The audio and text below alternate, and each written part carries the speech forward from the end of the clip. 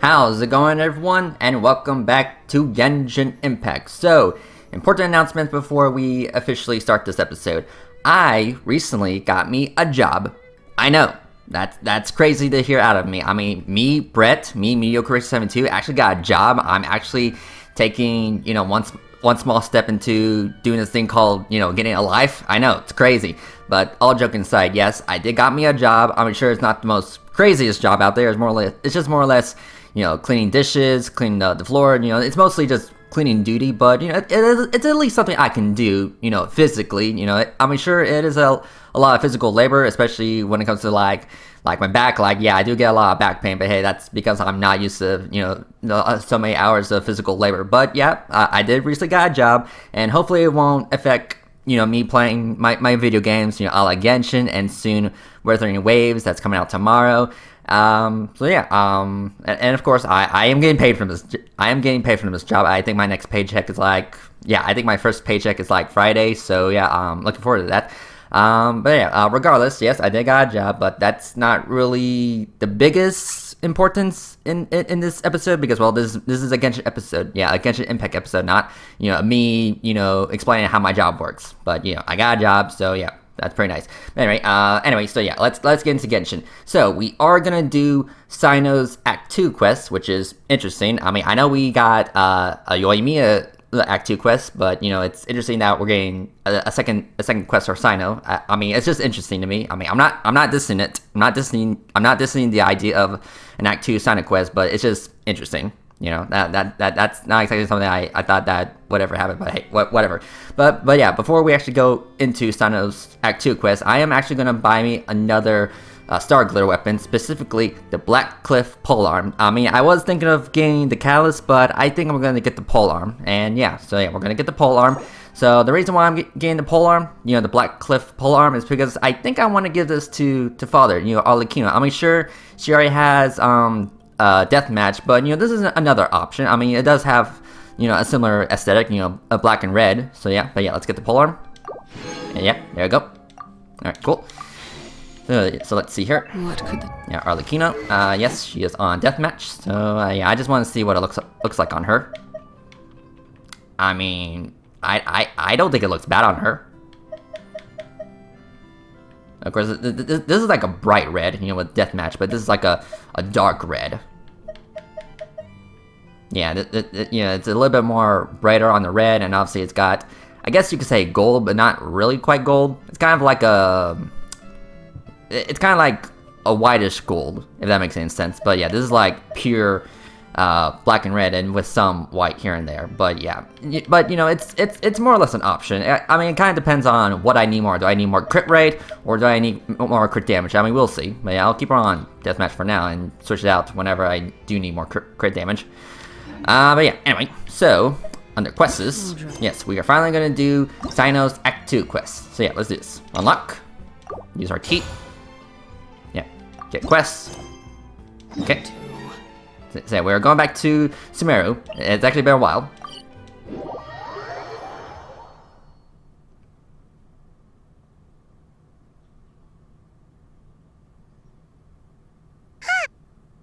Yeah, I cut off Paimon, sorry.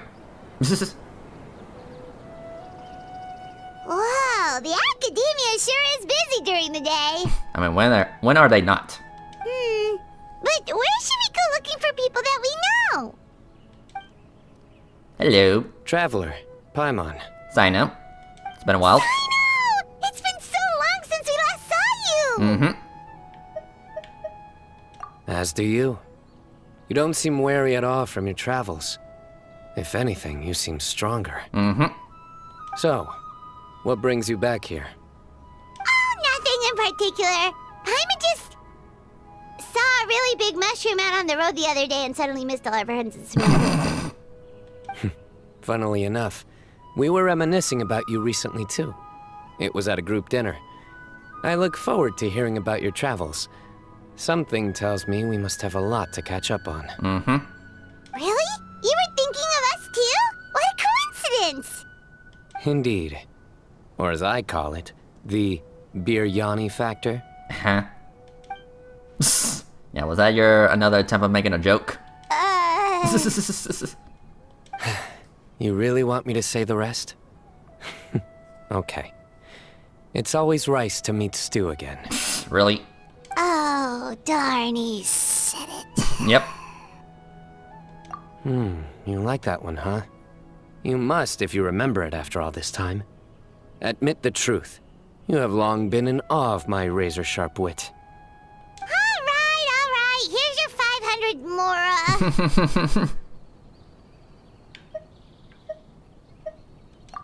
Paimon's never making a bet again. Paimon really thought Sino would be able to hold back on the jokes. They say people can change, but maybe that's just wishful thinking. Okay, yeah, I think the dialogue that I cut off Paimon with was a bet. Ah, so this was technically my fault. In that case, I'll treat you to some sweets later. Anyway, I'm actually investigating a case right now. My mind is focused on work, which is why I didn't complete the joke at first. A case? What happened? Nothing major. But after finding out who was involved, I decided, on reflection, to handle this one myself. Need any help? We only came here to hang out, so we've got the time. You may as well take us with you, and then when you're done, we can, Nom nom nom nom nom. Such enthusiasm. Are you worried I'll forget about treating you to some sweets if you're not around to remind me? What? No! Alright, was it really that obvious? Super obvious. Obvious enough. Still, it's a fine idea. You are the heroes of Sumeru. It makes perfect sense to work together. I mean, we're practically the heroes of Tevat, but of course we still have to save Natlin and I guess, Sheshnaya, I guess? I don't know. Alright, follow me. I mean, we'll just have to wait and see.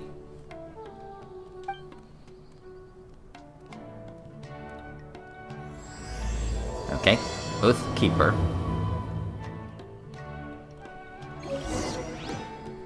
Okay, cool. Hold on, let me climb my key. Before I forget. Okay, so yeah. That's inside. Yeah, I gotta go fast.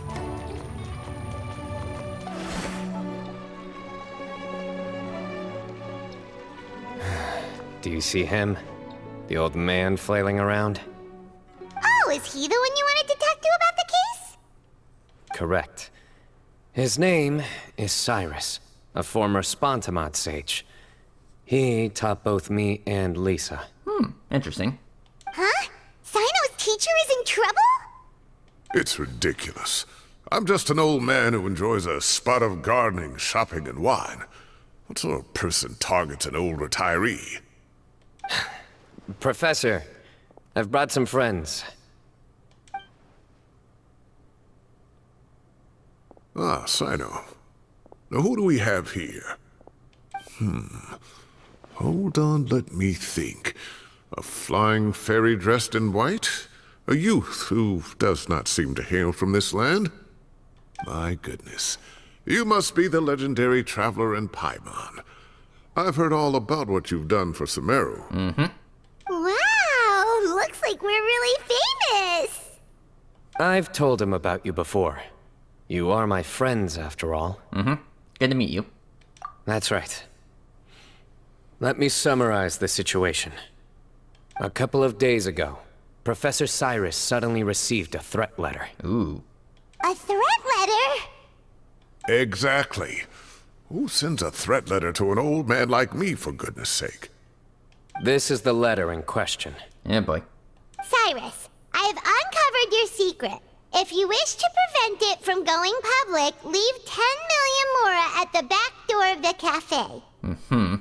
Secondly, don't come looking for me. You'll never find me. But I will always be watching you and all of your secrets. Finally, if you dare to report this to the Matra, there will be consequences. Wow, they sure didn't mince their words. Yeah. Clearly, this person must be desperate for Mora. 10 million Mora, what a joke. I'm just a single retiree with nothing to my name beyond the tomatoes in my garden. Where do people think I'm hiding 10 million Mora, huh? In my tomatoes? There were no witnesses, so currently the letter is all we've got. So, Traveler, Paimon, let's put our heads together. Ready when you are. Paimon's ready too! Alright, take a look. Do you see anything suspicious?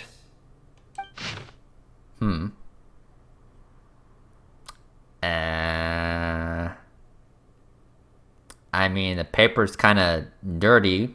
You know, it looks like it's got, you know, like liquid spots, and I guess a symbol in the middle. I don't know.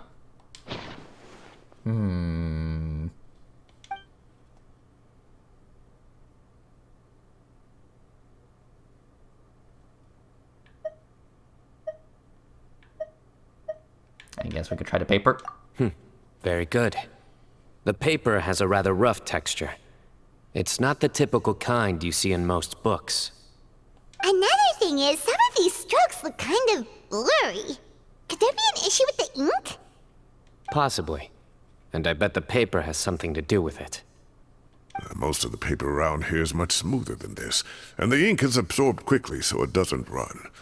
This paper, meanwhile, it's very coarse-grained. Almost as if it's made from some sort of plant matter. It's certainly not the same paper as we use in the academia, but the ink is nothing special. Just regular black ink that gets a blue tinge when applied to paper. So do we think the culprit has a connection with the academia or not? Wait, check this out! Looks like this part got wet at some point. Agreed. The staining suggests it was a colored liquid, not plain water. It also looks like it was wiped off with a damp cloth. A colored liquid, so... tea? Wine? Looks like we're thinking along similar lines. Let's go talk to Araf. There are some things I'll need him to take care of. Okay.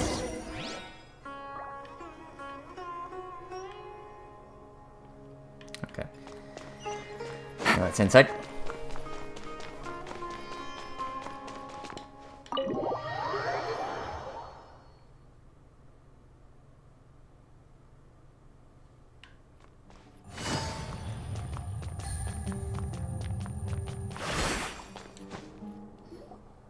Arav. Ah, there he is. Hello. Mahamatra Sino. Sir Cyrus. Ah, and the Traveler and Paimon. It's been a while.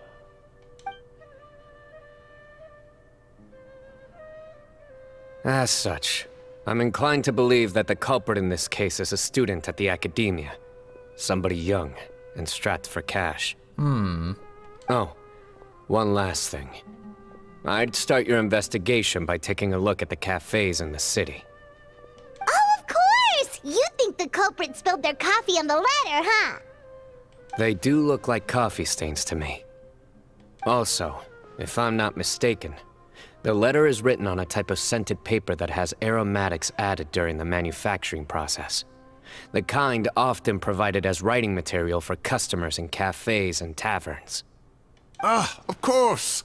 Yes, like they sell in the gift shops. I remember now. Zaha Hadid bought some a while back. She said she was going to use it as wrapping paper for a vase. Understood. I'll assemble a team to investigate the points of interest immediately. You have my gratitude. One last thing. Send some Matra to guard the entrances and exits of Sumeru City. And change into plain clothes. Don't let them see you coming. Will do. Great thinking, Sino. So, where do we think the culprit's at right now? Well, I doubt they're gonna be back at the cafe. Yeah, they've probably been lying low at home waiting to see how Cyrus reacts. You're right, Paimon. Really? Which part? Yeah, which part? The culprit's approach. Whatever happens, they need this Mora. But just because they warned Professor Cyrus not to go to the Matra, doesn't mean they know what he'll do next. So, like you said, they need to wait and see. And crucially, the culprit said they'd be watching the Professor's every move. Huh? Wait, are you saying...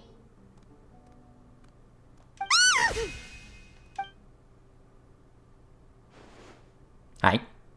Found you! What are you doing? You wrote the threat letter. I don't know what you're talking about. What threat letter? I sensed someone was watching us from the shadows the moment we entered the House of Dana. You managed to stay relatively well hidden for someone reckless enough to threaten Professor Cyrus.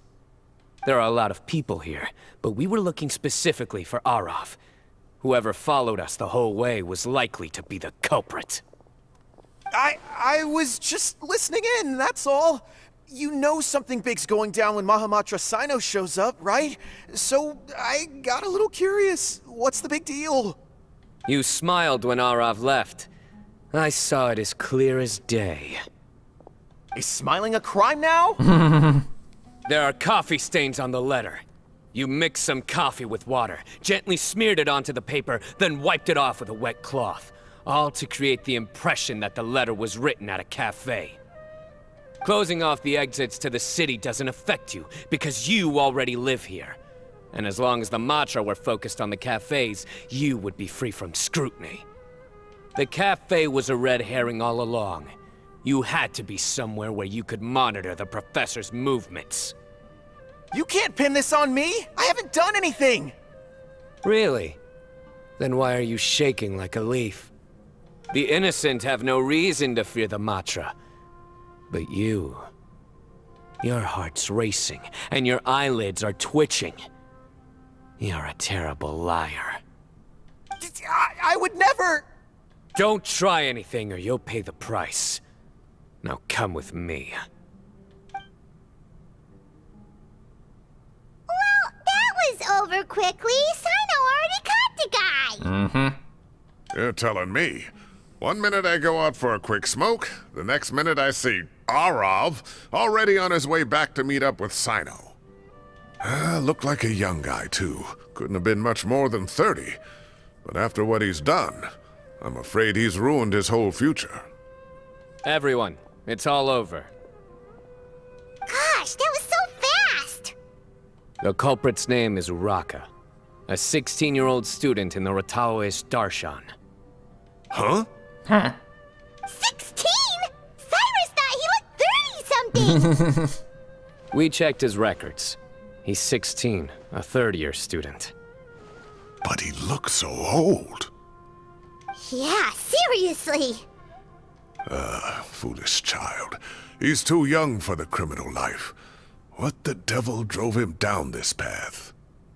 We questioned the culprit regarding his motives. Oh, just spit it out. Nothing can surprise me at this point. Very well. It's our understanding that Araka is a mediocre student who has been underperforming in his classes. He started taking extra tutoring to improve his grades, but developed a gambling habit around the same time and lost a lot of mora. Uh-huh. Down on his luck, he went to the tavern for a drink and overheard some people chatting about Sir Cyrus's comfortable retirement. They mentioned that he's always arguing about his tomato plants with some old woman on the street. Some old woman on the street? Goodness gracious. Has that rascal attended a single one of his classes? That old woman is Kasharwar's very own professor, Zaha Hadi. How can he not know who Zaha Hadi is? Is this going somewhere? Oh, right, yes. So another thing. We don't just argue about tomato plants. And what are they trying to insinuate by comfortable retirement? A man grows a few vegetables and suddenly he's living a life of luxury? Maybe it's more the fact that you have the time to grow vegetables in the first place. Araka mentioned he'd heard a rumor, alleging that Sir Cyrus illegally obtained a large sum of money from the desert before retiring, and kept it for himself instead of reporting it to the academia. Araka believes this money to be the reason why Sir Cyrus hasn't kept up with any academic research or other projects since his retirement. And given your advanced age, he thought you'd be an easy target to blackmail. Oh, Araka. I'm at a loss for words. I'm so angry I don't know where to start. People make up rumors all the time. I am quite confident that Professor Cyrus has never embezzled a mora in his life. Arav, you'll have to find some excuse to interrogate Araka again later. I need you to deliver a few firm fistfuls to him on my behalf. I completely understand how you feel, Sir Cyrus, but I'm afraid that course of action goes against the Matra's principles. Professor, there's no need to be childish about this. Oh, come on. I was clearly joking. Okay. Where does this go from here? The Academia will determine the appropriate disciplinary action against the student. And as for the individuals spreading rumors about the professor's obsession with tomatoes and some old woman on the street, there could be a slander case here. The Matra will continue to investigate. Who said I'm obsessed with some old woman on the street? Mind your wording or you'll start a whole new rumor. You seem confused. Oh, don't you understand? Uraka is just a young boy who made a very rash and very stupid decision based on some groundless rumor he heard. Besides, I didn't actually hand over any Mora to him. The whole thing sounds a lot worse than it is. All it costs me is a little reputational damage. That's all. Please rest assured, Professor, that the Academia will issue a fair and reasonable punishment. Yes, I have no doubt about that. But as a former educator, I'd still like to have a serious conversation with the boy's parents. Their family lives in the city, yes? Correct. We looked into the family. Both parents are merchants, and they're often away on business. They've never taken much of an active role in their children's lives. Oh, what a mess. You don't have to seal the evidence away yet, do you? I'd like to have that letter back for the time being, if possible. I need something concrete for when I talk to the family tonight. We have to show them how serious this situation is. The relevant authorities have already reviewed the evidence and are now discussing Uraka's punishment. You can hold on to the letter for now. Just make sure to return it within a couple of days. Oh, so you'll be able to close the case in 2 days? Give or take. Cases like this are quick to resolve. Very good. Well, thank you for all your help. Perhaps we can all go for a meal together. Oh, my treat, of course. My apologies, Sir Cyrus, but I have a prior commitment. Enjoy the meal, everyone. Ah, I see. Well, that's a pity. But Sino, you have to come. You found the culprit at record speed, and I owe you for that. Ah, and isn't Tainari in town at the moment? Bring him along, too. Wait, you mean Tainari's in the city? He is. Tainari's master, Sir Nephis, called him and Kale to the Academia to help out on a project.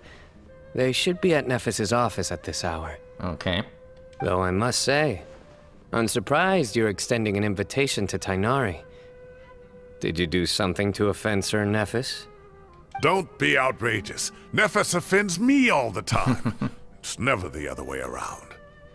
Anyway, hurry up and fetch Tainari. I'll head over to the tavern with the Traveler and Paimon. See you there. Go on now. Don't keep us waiting. Okay. Take it Let's go. easy.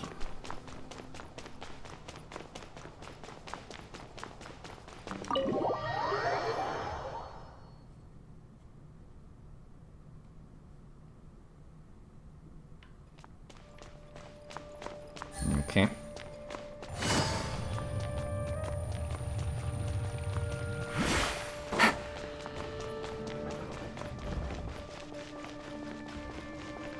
I mean, surely I don't have to follow the line.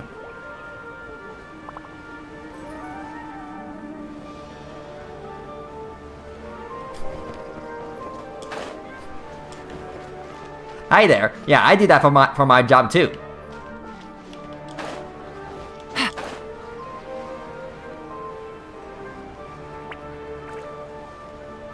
Right.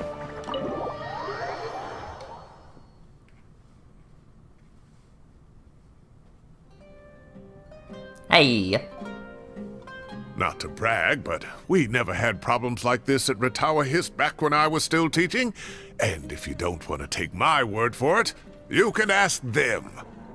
They were students at the time. They'll tell you what it was like, won't they? I was out in the forest at least 4 days a week back then, thanks to a colossal workload from Master. It wrought havoc on my poor tail, so I didn't exactly keep up to date with what was going on at the Academia. Most of what I know, I heard from Sino after the fact. Professor's become a lot more laid back in his retirement. He used to be far stricter, and was especially known for being extremely principled. Wow. It's hard enough to stay true to your principles as a normal person. I can't imagine doing that as a sage. It's a pity Kale wasn't around at the time. I would have happily taken her on as a student. Aw. And then we'd have one more person who has to address Lisa as upper-class woman. Really? Can't you just call her Lisa? She seems to prefer it when people treat her like an older sister. Oh, believe me, back when she was a student, nothing made her happier than the younger students acknowledging her seniority. Whoa, more food? Are you sure about this? We don't want to take advantage. Oh, don't worry about it. Order whatever you like. And if it's not enough, order some more. After all your help today, treating you to dinner is the least I can do. I thought I heard some familiar voices. Hey. And Sir Cyrus is here as well. Kave. Oh, Kave, it's been a while. Zahahadi was talking about you last month. How have you been? I've been all right, thank you. You're looking very well, sir. I'm glad to see it. Have you eaten yet? Care to join us? That's awfully kind of you, but I had a late lunch, so I'm not really hungry just yet. I'll have dinner a little bit later tonight. I just came to Lombard's to buy some wine, and when I heard some voices I recognized, I thought I'd come and say hello. So what's the occasion, anyway? Some sort of celebration? Consolation, more like. You wouldn't believe the day I've had. Okay. Sounds like things have really gone downhill since I was there. My whole time as a student, I've never heard of anything remotely like that. I can't believe how young the guy is. What are his parents going to think? Young people are always more susceptible to making rash and ill-advised decisions. Their minds are still developing. It's just an unfortunate fact of life.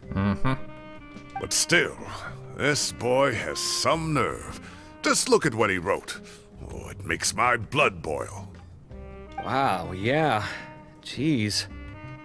I will always be watching you and all of your secrets. And then he just followed you into the house of Dana? If this were my son, he'd get the scolding of a lifetime. Oh. Luckily, I'm also an extremely principled person. Kave! Your order's ready, sir! Coming! I'll have to get going. Have a nice evening, everyone. I'll catch you all another time. Okay. Okay, bye-bye! Yeah, bye-bye. Here I am. The coffee beans are in here too. Yep, it's all there. I'll stop babbling away now. Let's eat before the food gets cold. Yeah, less yapping and more eating.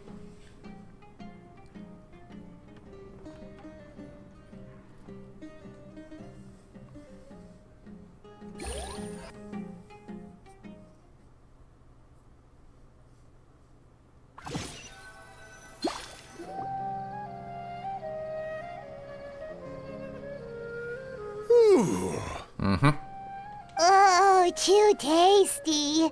Paimon's belly is about to explode. Oh, mine too. I'll have to walk home to burn some of it off. Thanks for dinner, Sir Cyrus. Master Tainari and I will bring you some homemade herbal tea next time. It'll do wonders for your sleep. That does sound nice. Well, I look forward to that. In fact, could I trouble you to bring a little extra for the other old folks on my street? I'll be the envy of the neighborhood. No problem at all. I'll pack some up and bring it over. Thank you for treating us. I'll see you all later. I better head home now and tend to the crops. Good night, Professor. Don't let those tomatoes keep you up too late. Hey, my tomatoes are serious business. I am not about to be beaten by Zaha Hadi. Anyway, I'll be leaving now. Don't stay up too late now, children. I bid you all a good night. Take care. Have a safe trip home. All right. Now, we finally have some us time. What do you mean, us time? Well, I was talking with Tainari and Kale, and since we all have some free time, we thought we could all go camping together. Think of it as our way of welcoming you back to Sumeru. Okay. Camping? Oh, that sounds fun. Paimon's in! Mm-hmm. Right? It's been so long since we did something fun together. I can't wait. Everyone, let's meet tomorrow afternoon at the riverbank to the southeast of Gandharvaville. No need to bring anything. We've already packed everything for the trip. Just bring your delightful selves and prepare to have some fun. All right. You got it. We'll be there. Great. Then we'll see you tomorrow. All right. Okay. Okay, next day. Okay, it said 14. Yeah. Yeah, good enough.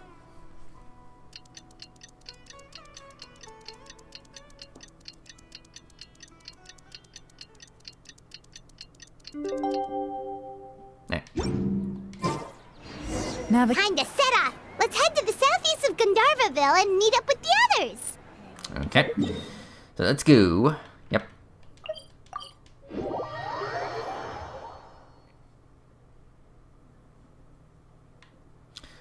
Yeah, so far so good with this quest.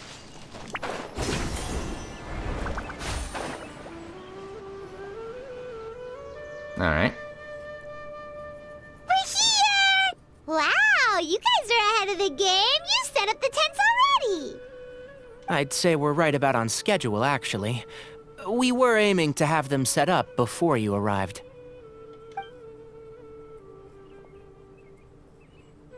Traveler, Paimon, let's go fishing together. Whatever we catch, we can grill for dinner tonight. You got it. Dinner's on us tonight.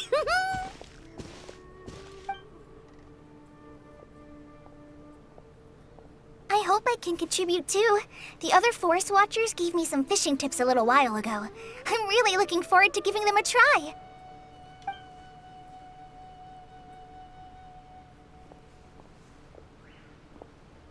I saw some very appetizing mushrooms in the area, so I gathered a few for us. I'll leave them here along with some fresh fruit. Wow, camping with a forest watcher is the way to go. They think of everything. And even if they don't, they can improvise. This is true.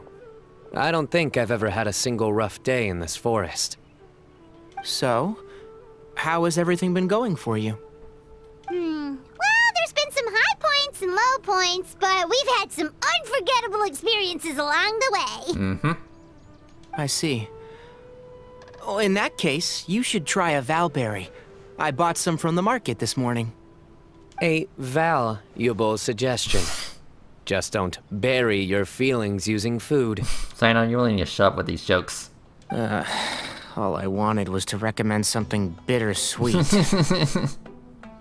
Oh, I have a sudden craving for fruit tea. I'm gonna go fetch some stuff. Bye!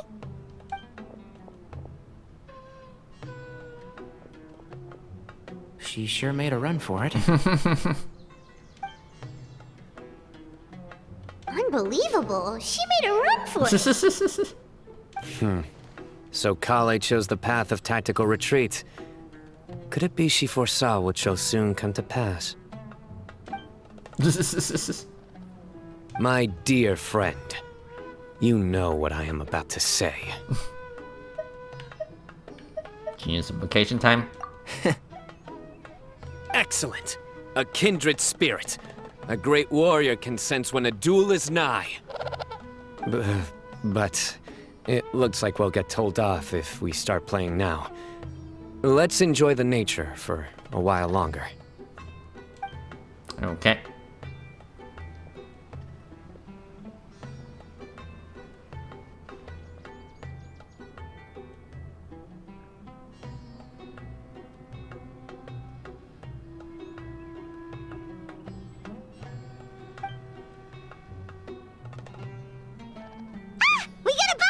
Wait! I'll reel it in.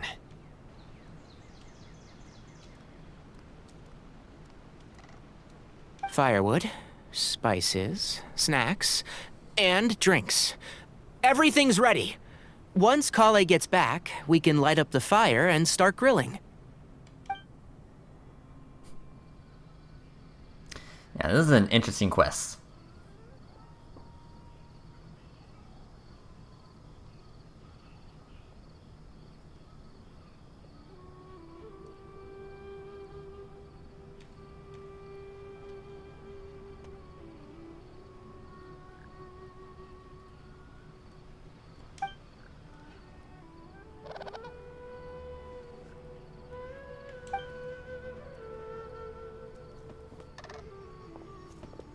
There are 3 tents. Which one do you two want to take? How about the one on the left? Okay. Well, Paimon just thinks the ambiance here is a little better. Yeah, that frog is stuck. True. But it's also the closest to the water. If there are any sleepwalking fungi around tonight, they might stumble into your tent. Well, that's no good. Take my weapon. You can use it to bar the entrance. Okay. Anyone would think you were sealing the gates to King Deshret's mausoleum. Excellent. Then this tent will be an impenetrable fortress. I'm back! How's your appetites? Ready for the barbecue? Always. Yeah, always. I mean, this is Paimon we're talking about.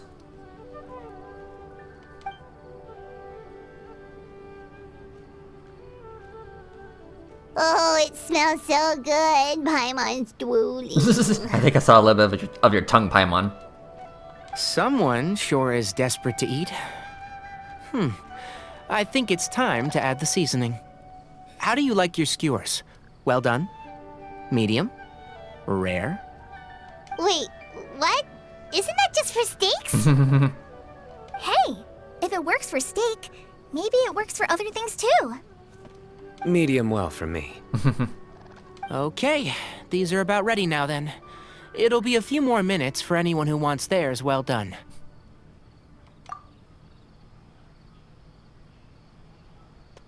Oh, that was so delicious.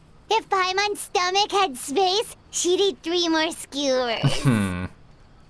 I ate a lot too. Here comes the food coma.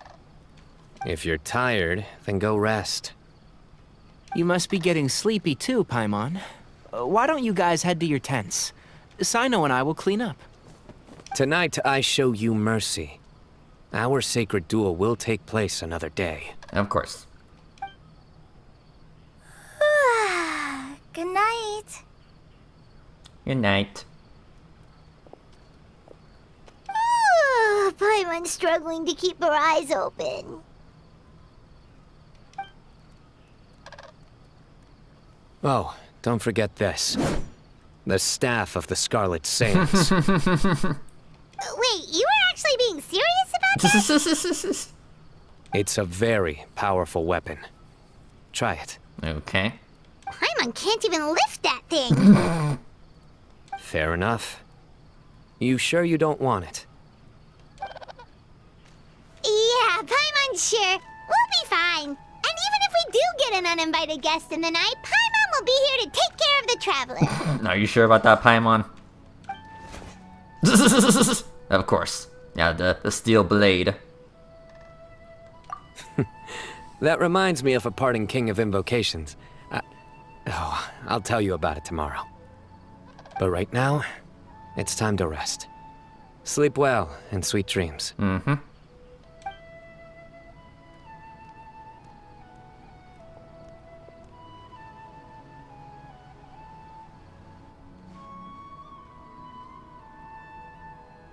But yeah, is anything gonna happen in this quest? I mean, so far it's been kind of chill.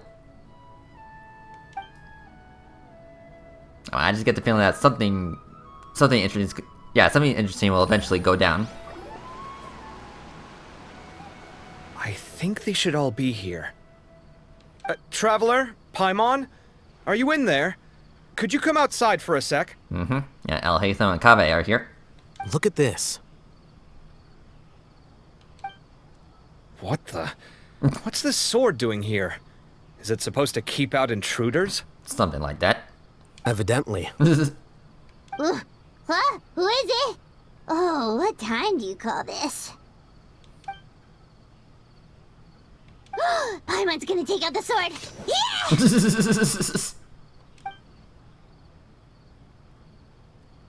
Oh, hey them, Kave!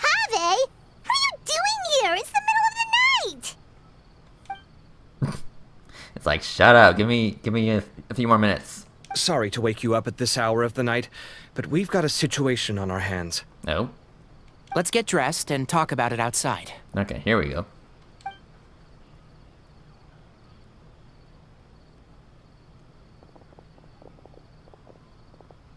Something has come up.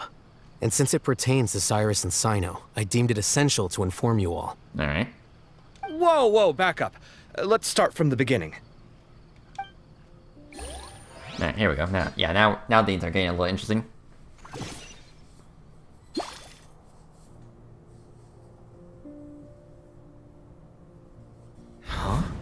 Where'd the wine cups go? I could have sworn I left them here after I washed them. Ah, there they are. I'll have a cup too. Can you see if the cookies are still on the table?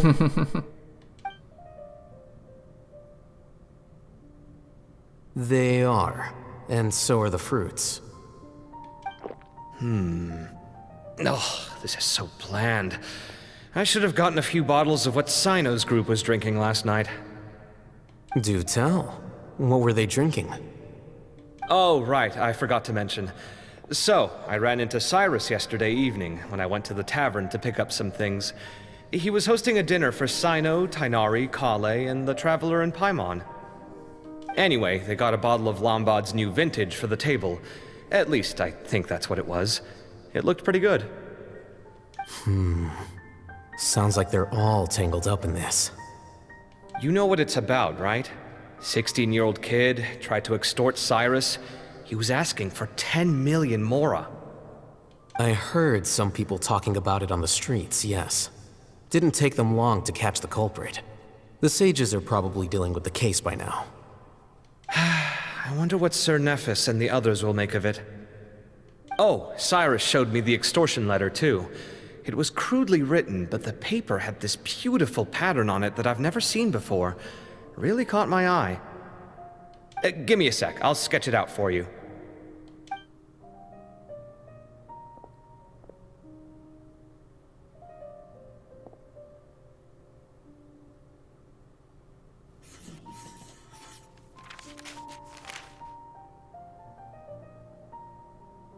Okay, done. Take a look. You see what I mean? I don't think I've ever seen writing paper like this around before. God knows where the culprit got it from. Interesting. These are all motifs associated with the tribes of the desert. What? Really? Take this, for instance. Looks like an outline of a spire, similar to the kind found on some ancient palaces. And the crisscrossing and mirroring here, I recognize that too. It bears a striking resemblance to an ancient emblem, one that hasn't been used in a very long time. Whose emblem is it? It's the emblem of the Temple of Silence. Interesting.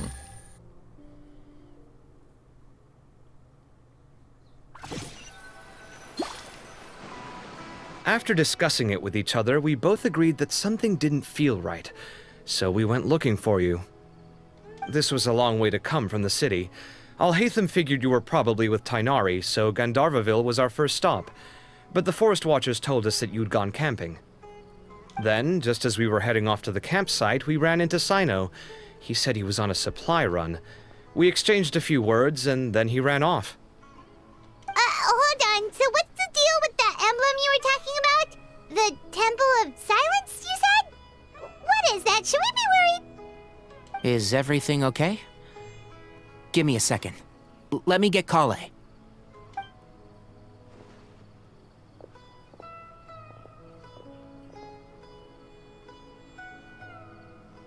So you've never heard of the Temple of Silence?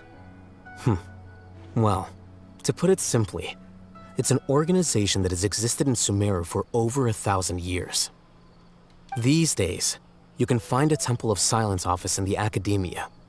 Theoretically, it's responsible for the custody and disposal of information and documents not fit for public dissemination. At least, that's what they tell the outside world. In truth, it's essentially a vestigial institution nowadays. There's an office with their name on it, but it's functionally obsolete.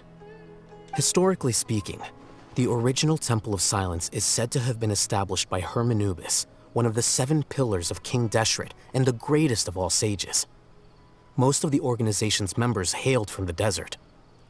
By contrast, none of the Academia Temple's current members are from the desert region, nor do they use any symbols connected with the desert folk. So the Temple of Silence at the Academia is just a fake? Wow. It's possible. The real question is, why? My guess is they're covering something up. So, how do you know all this? Sounds like some pretty top secret stuff. Did you forget? He did a stint as acting Grand Sage, and kept the pay raise even after he resigned. Oh, yeah! Paimon did totally forget about that. So you took the chance to read all the top secret documents while you were acting Grand Sage, huh? If you're asking me whether I familiarized myself with the documentation in my office, I would respond that that's a perfectly normal part of any job. So much about this doesn't make sense. Why did the emblem of the Temple of Silence appear on a threat letter from an Academia student to Cyrus? The student's only 16, and doesn't have any family ties to the desert. So where could he have seen that emblem, or gotten the paper? You said you ran into Sino, yes? Did you tell him what you've just told us? Yep. He ran off as soon as he heard what we said. Given that Cyrus is involved, he's probably halfway through solving the case by now. Still, we should try to catch up with him. At this hour of the night, Sino will probably go looking for Cyrus at his current residence. If the Academia's Temple of Silence really does exist just to cover up the truth, the sudden appearance of this emblem can't be good. It's sure to stir up trouble. We should pay a visit to the Academia. Yes. As the Sage of Amorta, my master ought to know the truth about their office. You can ask him to tell you what he knows. The more information we have, the better prepared we'll be for whatever happens there. If this situation is connected to the real Temple of Silence, the emblem has to be part of a bigger conspiracy. Kale, could I trouble you to send a message to the Core of 30? Tell them to keep an eye out for Sino and Cyrus. Traveler, Paimon, you two come with me. We'll go after Sino. Sounds like a plan. Let's go. Okay. Cyrus has been living in the city lately. He rented a place near the field so he can keep an eye on his tomato plants. Then let's go look for him there. Alright, so let's go. Let's see here. Yep, all the way up here. Alright. Yeah, now things are getting interesting. Here we are. This is the place. We might be too late. Looks like nobody's home. Oh, Sino moves fast. If he was here, he's probably long gone by now. I know that voice. Is that Tainari I hear? Ah! Professor Zahahadi! Wow, so it really is you. My goodness, whatever is going on tonight? We're looking for Sino. So, he's already been here. Yes, not long ago, in fact. He knocked on my door and asked if I'd seen Cyrus today at all. I told him the old fool left early this morning, and I hadn't heard him come back. So we went to his place, and would you believe it? He's gone. Goodness knows where to. It must have alarmed Sino, because he took off in an awful hurry after that. He never did explain what this was all about. How serious is it? Well, if Cyrus isn't at home... Oh, It sure doesn't sound good. Professor, did you hear that a student recently tried to extort Cyrus? Why, yes. When I left the house that day, I noticed he was watering his flowers in the field in complete silence. He had a piece of paper clutched in his hand, and he looked lost in thought. I could tell something was troubling him, but he wouldn't tell me what it was. If Sino hadn't happened to visit him that day, he'd probably still be holding on to that thing. After seeing the letter, Sino told him to contact the Corps of 30, but Cyrus was very reluctant. He claimed it would only damage his reputation. Eventually, he relented, after much persuasion from Sino. Huh? Cyrus didn't want to report it? Well, that's strange. When we saw him, he seemed pretty okay with the idea of the kid getting his just desserts. As a former sage, it's possible Cyrus still has enemies at the Academia. That's why Sino was so insistent that he report the matter to the authorities. I was there while they were going back and forth over it. So Cyrus initially hoped to stop this from going public. But why?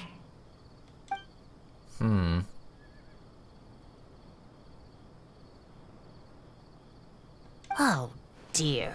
What on earth has that old fool gotten himself wrapped up in? Oh, I do hope he's not in danger. Oh, I almost forgot. Sino left me this letter to pass on to you. He wrote it when he came by earlier. He realized you might come looking for him. Thank you. What does it say? Let Paimon take a look.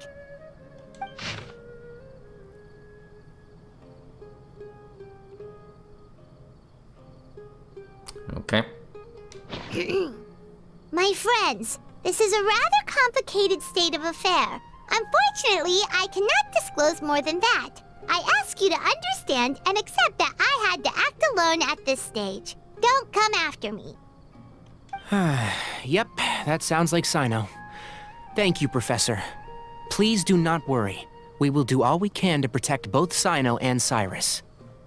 Traveler, Paimon, let's head to the Academia and regroup. Alright. Alright. So back to the Academia? Yeah?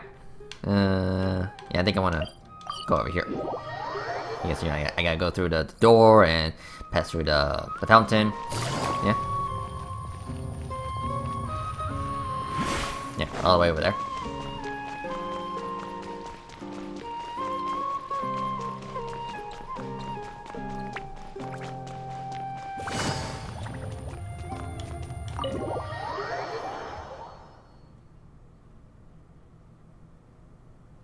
Okay.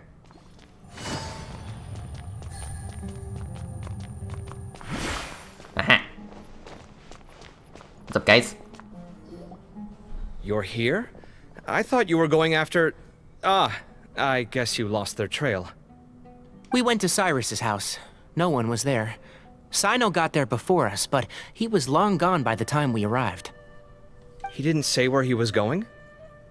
No, he left us a letter and told us not to go after him. Okay. Can't say I'm surprised. Typical Sino. Anyway, some updates on progress on our end. I drew the emblem from memory again, but in more detail this time. Nice. I checked some ancient texts for a similar design. The one I found was a little blurry, but the similarities in the general form and certain details were clear enough to confirm a match. Yeah, and we're lucky we found anything at all. It turns out the emblem was all but lost to history. We scoured the entire Academia collection, and that book was the only one with a record of the motif. Meanwhile, Arav managed to get Uraka to disclose his source. The one who told him about Cyrus's embezzled funds was a young man from the desert. According to Uraka, he had a striking presence and was well educated. Apparently, the two met in the tavern over a game of cards. The guy claimed to be in the city for business as part of a merchant caravan. Uraka was intrigued when he heard what his new acquaintance had to say, and brought up the idea of extorting Cyrus for Mora. The guy encouraged him to go ahead with it, then handed him some pen and paper to write the letter. I see. So it could be that this person planted the paper intentionally. So, how do we find this guy? Did Uraka say where he is? He doesn't know. He claims not to have seen him since that day in the tavern. The man gave him some tips on how to carry out the extortion, but from then on, Uraka was acting alone. Nephis and Arav have gone to meet the Core of 30 and review the city's entry and exit records. Also, Nephis admitted that the Temple of Silence in the Academia is just a facade.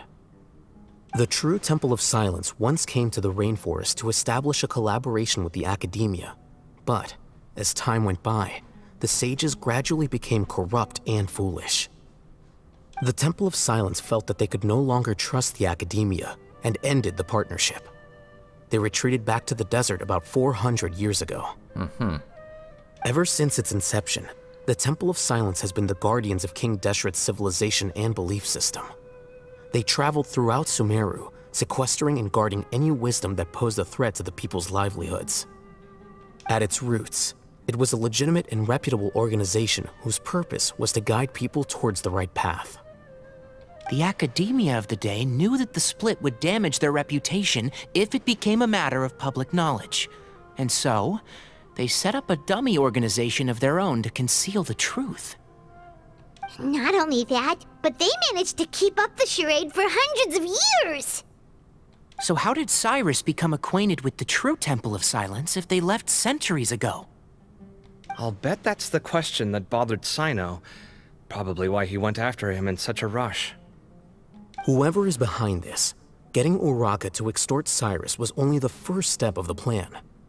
Their true goal in doing so was for Cyrus to see the emblem on the letter. He must have recognized it right away. That'll be why he didn't want to involve the authorities. He probably hoped to take care of the whole thing by himself. Unfortunately for him, Sino had other plans. Since the desert is where the Temple of Silence originated, that is in all likelihood where Cyrus went. I have to go after him. Really? Are you sure that's a good idea, with how you respond to the heat? Why don't we send someone else? I should be fine, as long as I bring plenty of water. Besides, I just can't shake this ominous feeling that if we don't catch up to them soon... Everyone, I have news from the Core of 30. Master! Oh, so that's Nafis, Tainari's master? Oh, we're finally getting to meet him in person! Hello. It's a pleasure to meet you, Traveler and Paimon. Nice glasses. Several independent eyewitnesses have reported seeing Cyrus and Mahamatra Sino leaving the city at different times. Both were heading in the direction of Caravan Rebat. I was going to suggest that you join forces with the Core of 30 in this case. However, as I'm sure you've already heard from Alhaitham and Kaveh, the Temple of Silence is involved. The Academia has made a number of decisions throughout history that I am ashamed to talk about. It may well be that no better choice was available to them, but those actions are nonetheless a stain on our legacy. I won't attempt to make you understand the Academia's perspective. Now is the time for action. I understand where you're coming from, Master. But I'm afraid the situation might be more complicated than we thought. I think we need to keep a low profile, or risk making things worse. Good point. If Cyrus is involved with the other side, or worse, if he's fallen into their hands, and... everyone, we have to get Cyrus and Sino back safely. We cannot afford to lose them. Need our help? Whatever you need, we got you covered. Really? Wonderful. You have my most sincere gratitude. Arav and I will continue to follow up on the lead from Uraka. Kaveh, Scribe Alhaitham, I'd like to ask you to cover the duties of the House of Dana. Tainari, you are planning to go into the desert, correct? I am. Kaveh, I'll be okay. You stay behind to help Master and Alhaitham. Well, if you're sure... okay. But be careful. Thank you all. Arav, let's go.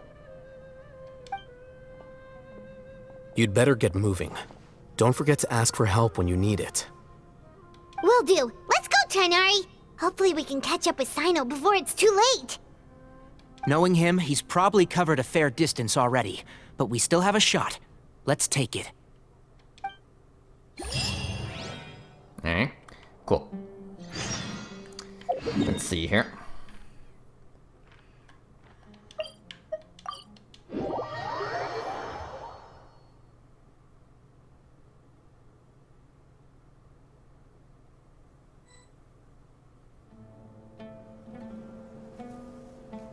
Okay, we made it to Caravan Ribat. Where should we go next? Maybe we should ask the nearby guards if they've seen anything. Hold on. Look over there. Hey. Is that Dia? You sure you want to brave the desert alone? I mean, it's your choice at the end of the day, but still. It's not my first time. I'll be fine.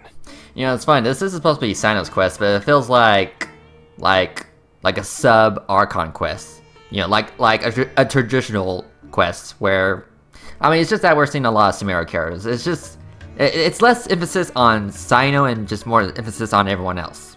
I don't know. Sino. Yes. If you're really going to go through with this, then at least take our advice. When you're packing for your trip, budget for 5 days more than you plan to spend out there. Makes sense. Okay, I'll go get ready. Thought we might find you here. You're trying to retrace Cyrus's steps, aren't you?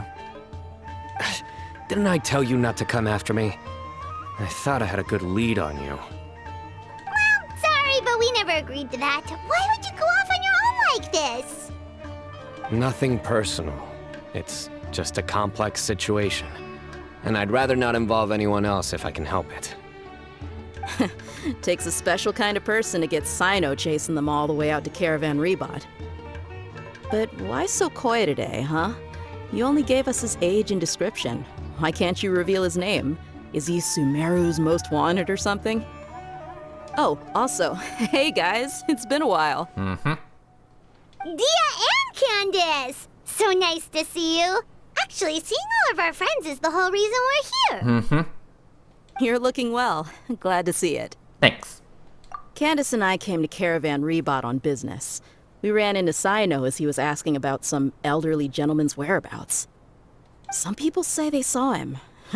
Guess he stood out as an older guy heading into the desert alone with just a sumpter beast in tow and very few supplies. That's gotta be one heck of a story there. Sino, it's okay if you can't tell us anything about the case. But let us know how we can support you. We're here to help however you need.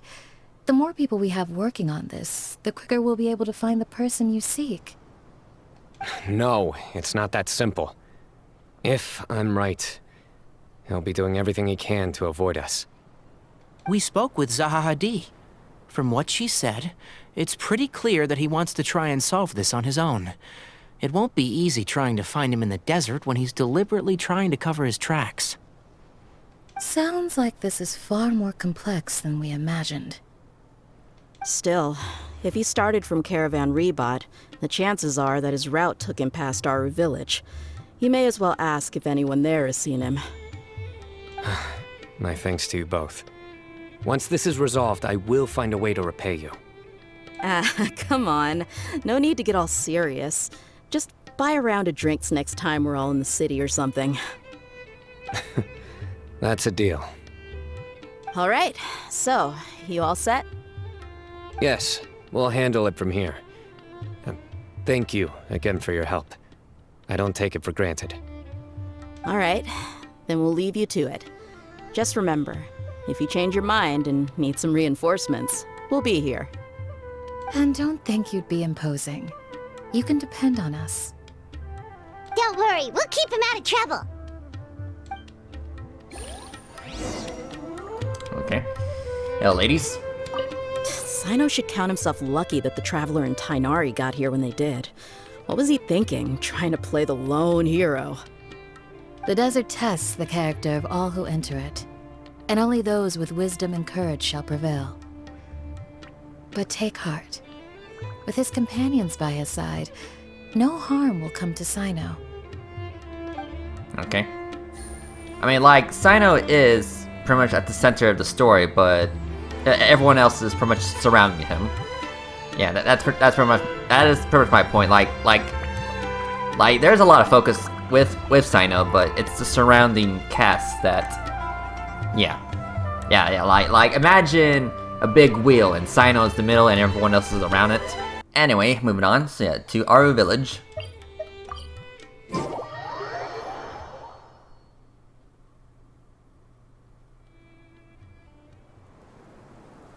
Hold on. There's a few things I'd like to clear up. Oh? Go on. So, after you left the campsite, we had a longer talk.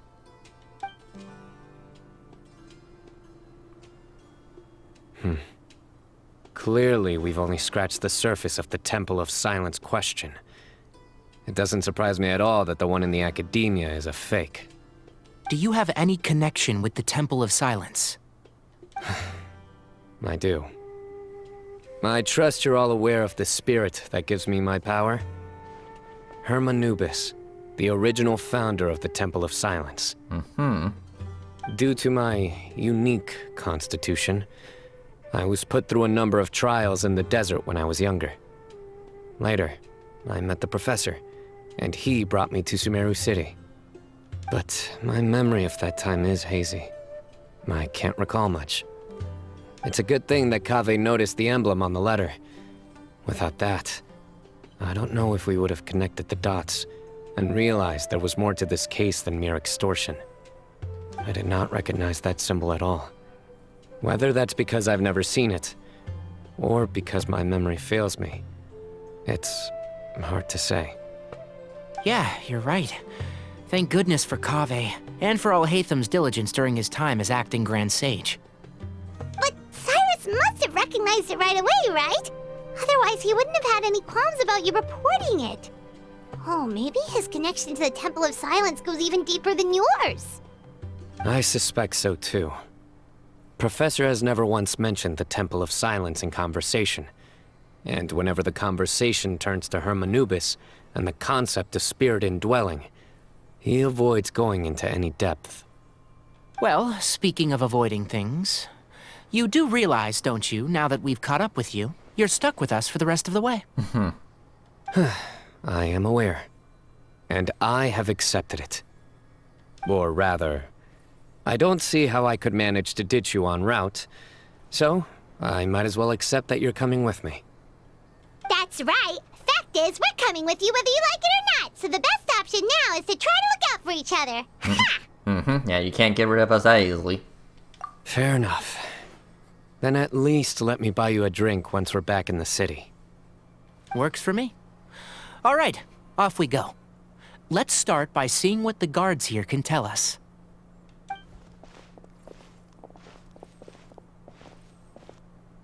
Hello. Mahamatra Sino?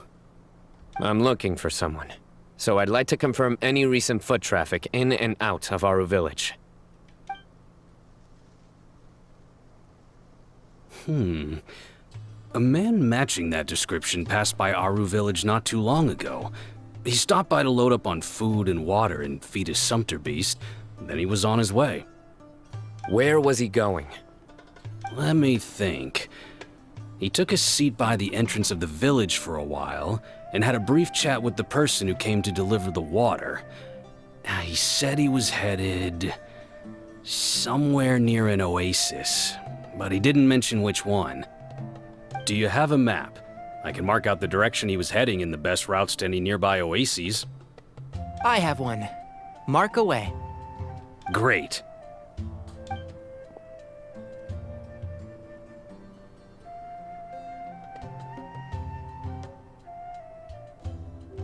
There you go. Thank you so much. You were a great help. You've got a really good memory. Ah, you're quite welcome. Just doing my job. Best of luck. I hope you find him soon. Alright. Thank you. Okay, so let's see here. Okay, gotcha. Sure.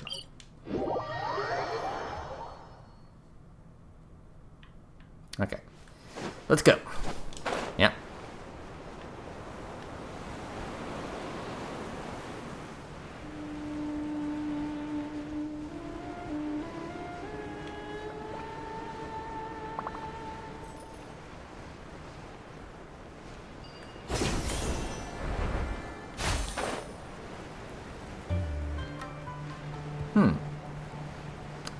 I see someone new. This blinding sunlight is such a pain.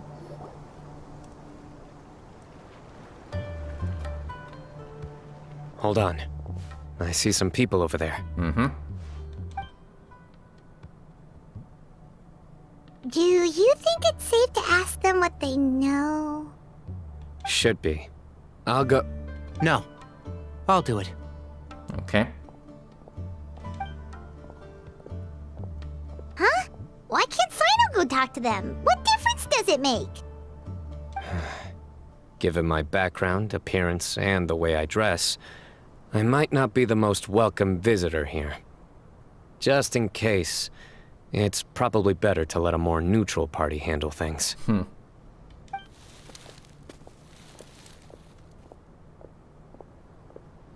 Ah, hello there. I hope I'm not interrupting. My friend and I are looking for an elderly man who's gone missing around these parts. Any chance I could ask you a couple of questions? Oh, a missing person, huh? Sure. What do you want to know? I'm just wondering if you've seen him. Let me give you the details.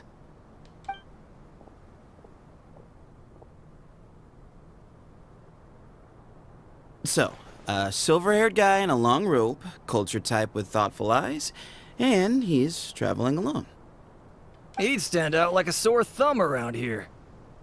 Yeah, sounds like the kind of guy we'd remember if we saw him. He's looking behind me. Hello. Uh-oh. That guy's looking our way. Mm-hmm. Your friend over there stands out a lot, too. Hey! Aren't you Sino, the General Mahamatra? Mm-hmm. Yes, that's me. You don't seem surprised that I recognized you. It wouldn't be the first time. Oh, you're the one looking for the old man who's gone missing, aren't you? I have a bad feeling about this guy. Someone's on edge. You don't trust me much, do you? No need to hide it. I understand why you're wary of us. Still, you came to us asking for help. Do you want it or not? I thought you were a group of merchants.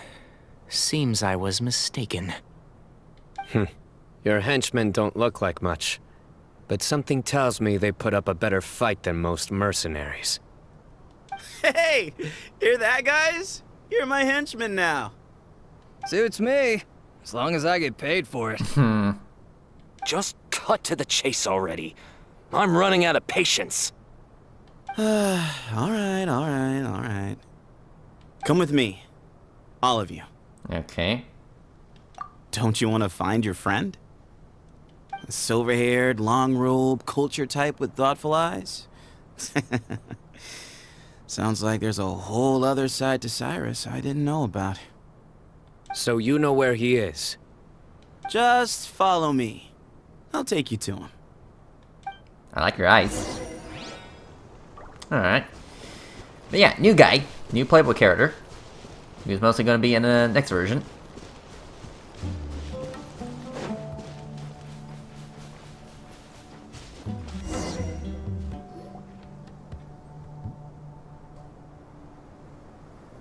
And here. What? Where are you looking? There's nothing here! Yes, nothing but sand and rock. Please step back. Ooh, something's coming out of the ground! Uh-huh. What is this enormous building doing here? Yeah, it just appeared out of nowhere. And how was it so well hidden? King Deshret's technology? Mm-hmm. Invisibility. Wait, so... Hold on, who are you guys really? Is this the Temple of Silence? So you're a member? All good questions. There'll be plenty of time to address them later. Of course. Okay. I guess we're inside. Enter.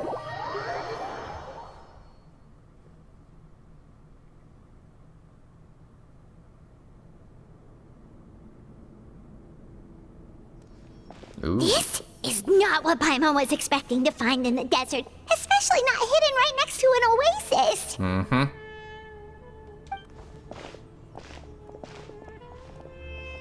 Ooh, Paimon's scared. They must have kidnapped Cyrus. Do you think this is the guy Raka met in the tavern? What's wrong? Thinking about your professor? I just hope for your sake you haven't done anything you might regret. Me too. Hope I haven't done anything to incur your wrath.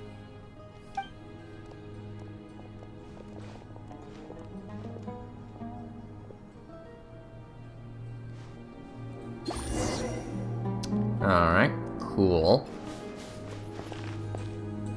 Very nice. Okay, question. Can I use my compass down here? Probably not. Yeah, this one. Okay, no. I might have to try. But I'll still look around. I mean, you never know if there might be a chest or two.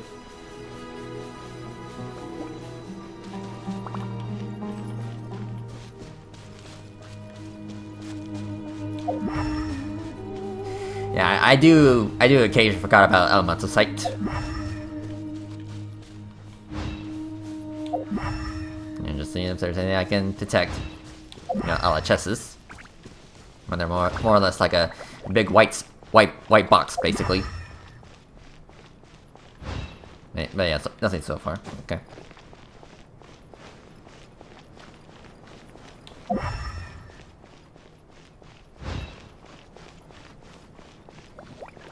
Okay.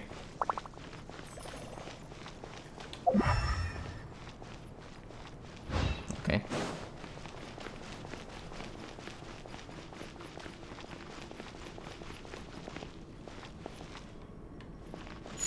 Oop. I guess open sesame.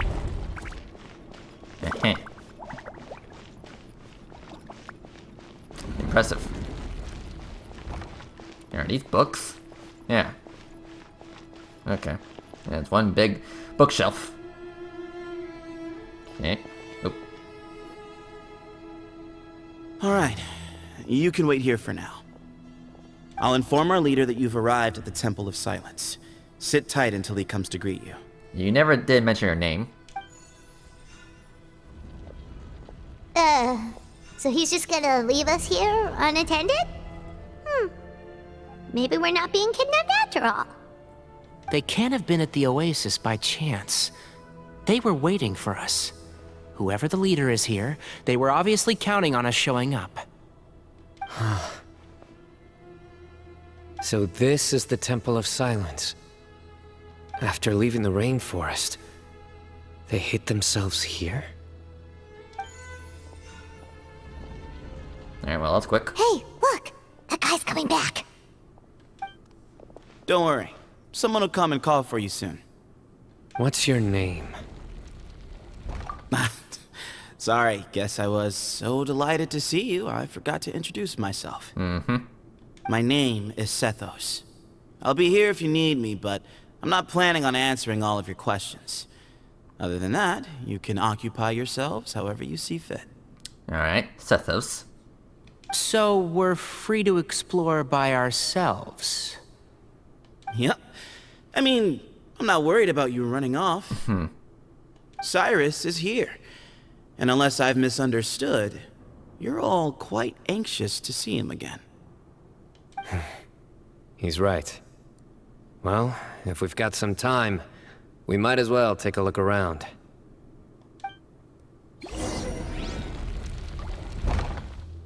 Okay. let's see here. Yeah, hi, Sethos. Hey, Sethos. Have you got some time to chat? Sure. Although, I'm assuming by chat, you mean you have questions for me? I don't blame you. Anyone else would. So you get a lot of people asking you questions? Not often.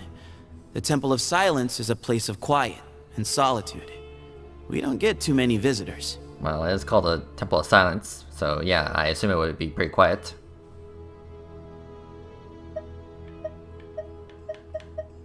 Yes, that was me. Although, tricked is a stretch.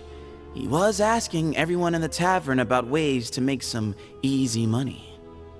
He insisted that nothing was off the table, even if it broke the law. So, I told him that Cyrus had embezzled a large sum of mora from the desert.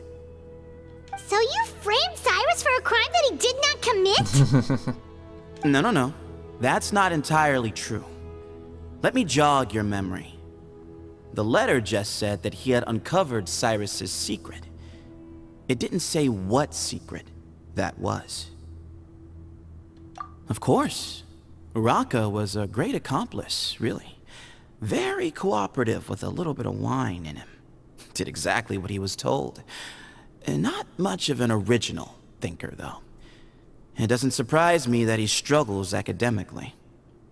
Why did Cyrus leave for the desert as soon as he received the letter? You'll have to ask him that one yourself. Certain things I can't answer for him. I'm neither judging nor defending him. All you need to know is that he recognized our emblem, and it was his own choice to take the bait. So you know Sino? What kind of question is that? He's the General Mahamatra. Everyone in Sumeru knows who he is. I guess that's true. Right, but back at the Oasis, you can't have known who he was for sure, or you wouldn't have asked him. So, what we're really asking is, have you never seen him in person before? I've lived in the desert my whole life. Guess you could say I've never had the pleasure. Ugh, why does Paimon feel like this guy's not being straight with us? Come on, we've only just met. If I give you all the answers up front, you'll have nothing left to look forward to. Yeah, have you been to the academia? Nope, not once. Okay. Really? I have no need to go there. Not when the taverns are full of the Urakas of this world. Besides, we're well aware of what goes on at that place. Spies? It's not as clandestine as that. The city gates are wide open. Anyone's free to walk in. You can find out all you need to know just by walking around town and hearing the word on the street. Alright, that's it. Mm-hmm. Alright.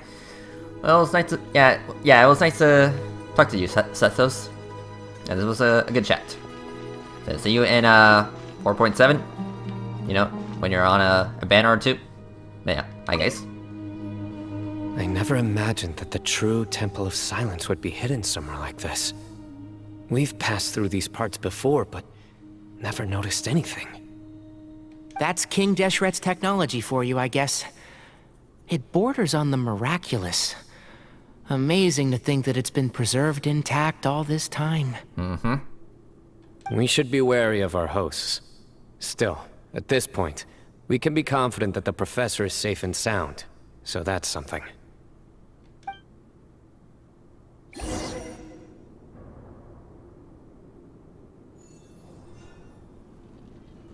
Hello.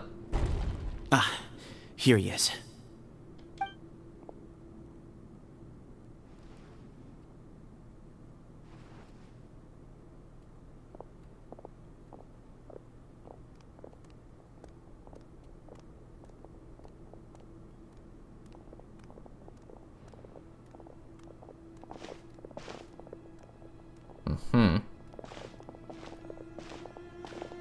Yeah, it's like a library down here.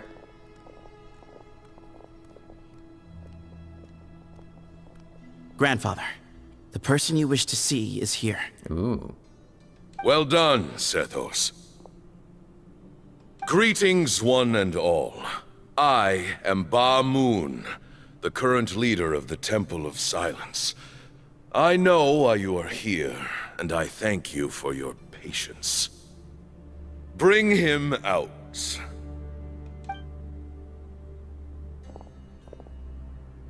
Professor! Cyrus, are you okay? Hey. Watch what you're doing! Oh, my apologies. We have no intention of causing you distress. But you must understand, Cyrus is of great importance to us. We had to find a way to bring him back to us. Cyrus owes me his life, and to the Temple of Silence, he owes a debt of gratitude. I let him go a long time ago, but now, the time has come to demand payment. I wanted to end my feud with this old bag of bones before you caught up with me. But you got here so quickly. Just leave, Sino. This is a matter between us two old men. You're all too young to get involved. So that's why you didn't want to report the letter. You'd made up your mind to come here from the beginning. You only left in such a hurry to try and throw us off your trail. Some things in life catch up with you, no matter what you do. You shouldn't have come. That alone brought the others. Sino didn't make us do anything. We came here for the same reason he did. To rescue you. We'd appreciate you telling us the truth. Otherwise, it seems a little unfair on everyone who had to stay behind. My secrets are secret for good reason. Bringing them to light can only lead to misfortune. You're afraid, aren't you? You can't bring yourself to speak of your past deeds to the students you nurtured as if they were your own children. You recognized our emblem because for many years you lived among us. Indeed, you all but became one of us. You knew as soon as you saw the letter that we, not Uraka, were the ones speaking to you. It threatened you only because you know what you did. Your own guilt convicted you. For you, Cyrus, are a traitor. You once shared your learning with us, and joined us in our mission to revive the might of Hermanubis, to bring new hope, new opportunity. But then you betrayed us. You bargained for your independence with your past contributions. And then you left, taking with you Hermanubis' might and the wielder of his power. We both know what I said to you that day. That as the leader, I grant you permission to leave, but that one day, the sands of time will catch up with you. And when that day comes, you must pay the price you owe. You really know how to hold a grudge. Hermanubis' might? And the wielder of his power? Does he mean you? Professor, anything to say? The moon is right. I came here once before. He rescued me from the brink of death once, many years ago in the desert. When he learned that I was a scholar, he invited me to come here and revive the might of Hermanubis together. It was a great, daring plan, and one shrouded in secrecy. The Temple of Silence had been bereft of Hermanubis for too long. The strength of its faith and its warriors were waning. Bamoon proposed that we implant bar fragments, shards of Hermanubis, into the bodies of suitable vessels. If the experiment was successful, the spirit of Hermanubis would then dwell within the vessel. Many believers volunteered themselves for the experiment. But we soon discovered that the bodies of grown adults could not withstand Hermanubis' power. In the end, Bamoon offered his own adoptive grandson. One other child was identified as a suitable vessel, and his parents agreed to release him into our custody in exchange for a small fortune. These two children were our only hope for hosting Hermanubis's power. For many years, the Temple of Silence had been in possession of 2 Ba fragments from Hermanubis. As remnants of his raw power, they were exceedingly rare treasures. The test subjects were sent into a room that had been prepared for the ceremony, and instructed to approach the Ba fragments, whose power had been amplified. If, after some time, this power did not repel them, this would mean that they were suitable vessels. The original plan was for a 3-stage experiment: resonance, implantation, and recovery and observation. The resonance stage went quite smoothly for both candidates. As the 2nd stage began, I realized a decision had to be made. Should we implant the fragments one at a time? This would allow us to monitor the results after the first round and adjust our plan accordingly. Or alternatively, we could implant each fragment in a different vessel at the same time and compare their effects. But as I was deliberating, both Ba fragments suddenly became active. They glowed with a light we had never seen before. I knew that if they were not implanted right away, they would disintegrate and be gone from the world for good. Our 2 vessels had both displayed great promise by successfully resonating with the fragments. Under the circumstances, the thought of implanting both fragments into the same vessel seemed out of the question.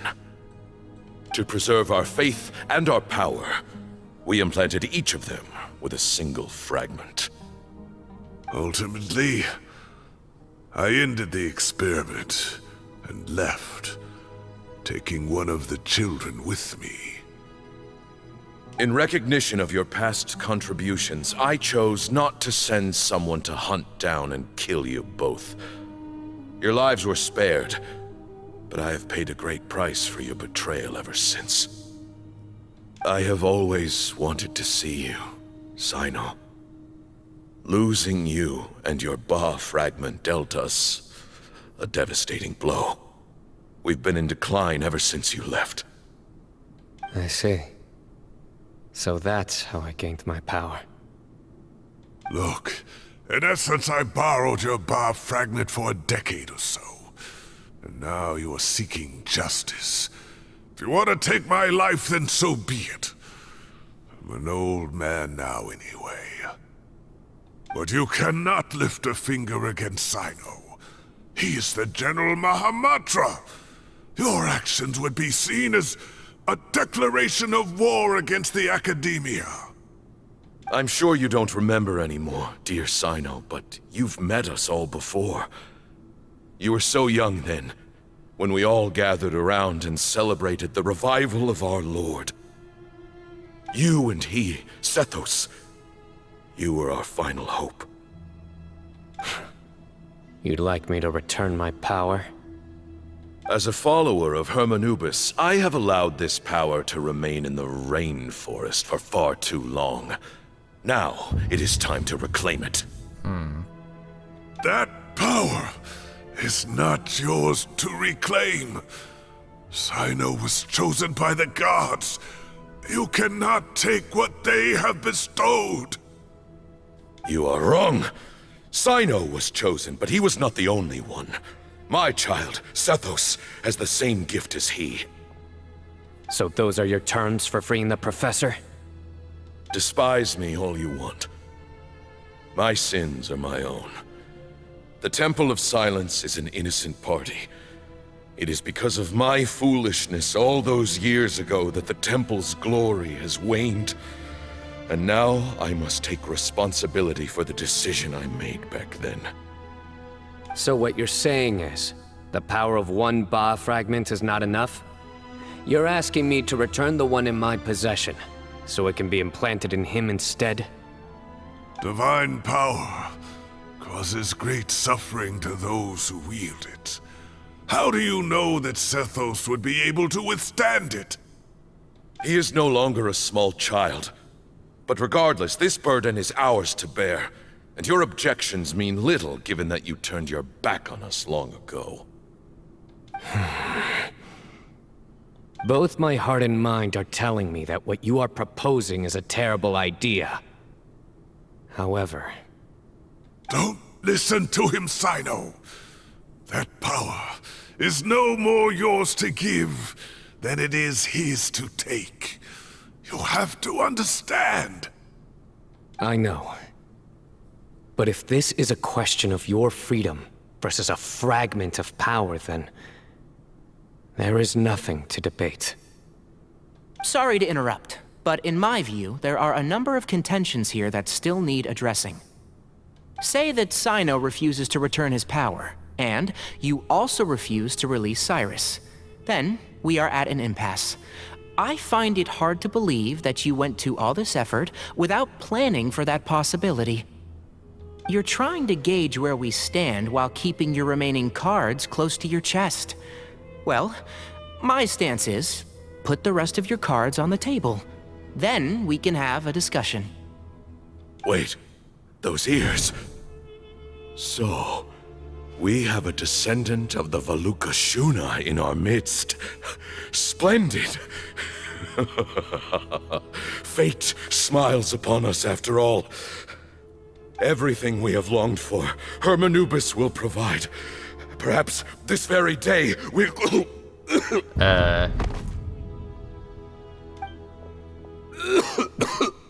Yeah, is he dying?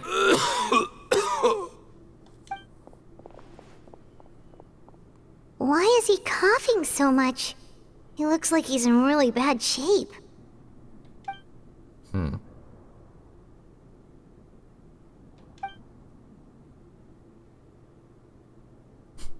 Yeah, I was about to say, like, oh, you just now knows how about, yeah, you just now knows Tainari's ears? You know, during your speech, your monologue? Bamoon, you... Take our leader back to his room. Sethos, you must... Grandfather, I know what you wish to say. Leave this in my hands.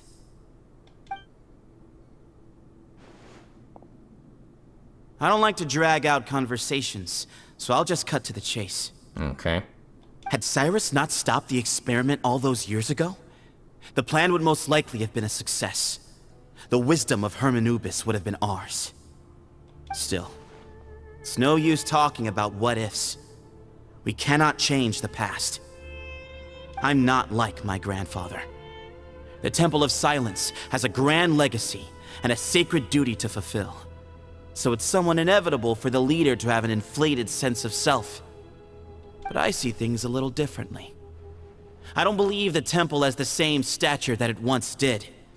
Time has worn away at its prestige and changed things almost beyond recognition. So I'm not going to force your hand. You're all free to leave. Except for Cyrus. My grandfather gave him his chance once. And now I'm giving the rest of you yours. You have courage and wise judgment, kid. Reminds me a lot of Bamoon in his younger years. I truly wish that the temple would take an objective look at the academia of today. You've been to the city yourself. I'm sure you've seen that much has changed for the better. And things will only continue to improve. Why not consider cooperating with the academia once more? If you hadn't betrayed my grandfather, I might well be open to persuasion. But it's a bit too late for that now, Cyrus. Tainari made a good point earlier. He said there has to be more to your plan than this, and I agree. All you and Ba-Moon are after is the Ba fragment. The professor will accept whatever fate you deem fit for him out of a sense of guilt. I am the one who has a choice to make. And that's how it was always going to be. Ultimately, you want to trade the Ba fragment for the professor, correct? I'm glad to see you're giving it some serious consideration. I won't forsake my professor, nor do I intend to run from a problem that I must face sooner or later. Give me one night to make my decision. That works. Then I'll be waiting to hear your verdict, Sino. Oh, my grandfather still has a fair few things he wants to say to Cyrus, so I'll be escorting him back now.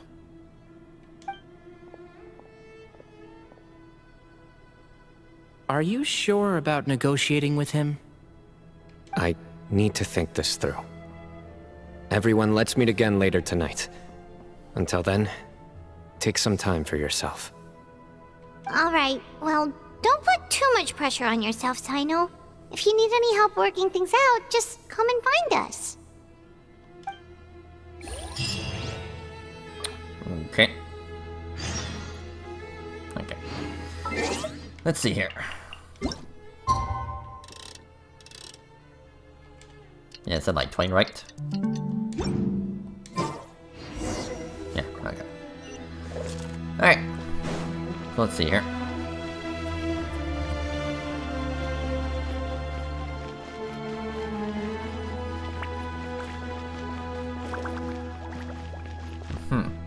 Okay.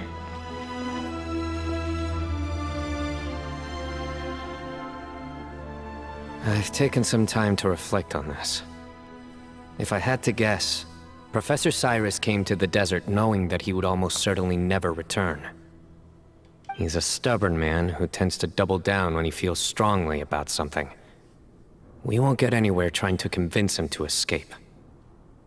I agree. My master Nephis says the same thing. Once Cyrus makes up his mind about something, he won't listen to reason. So that's one thing. A few other things come to mind too.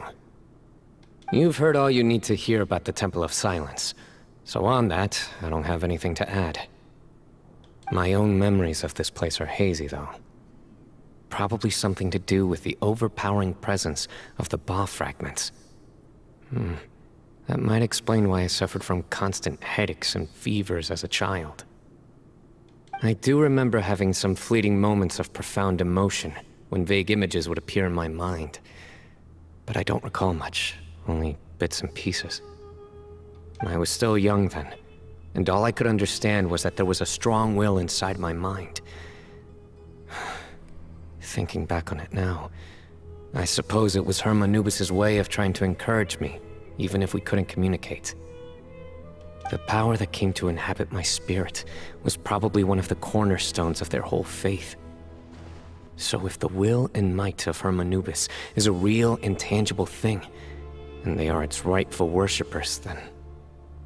You're not gonna give in to their demands, are you? Surely there has to be another way! Yeah, don't rush this. No. I have no intention of returning it. I need this power to protect Sumeru. But the temple has the right to make the final decision over its fate, since it belongs to one of the 7 pillars of King Deshret. So I will challenge them head-on, and win the right to wield this power for myself, fair and square. This reminds me of something Alhaitham mentioned to me just before we left.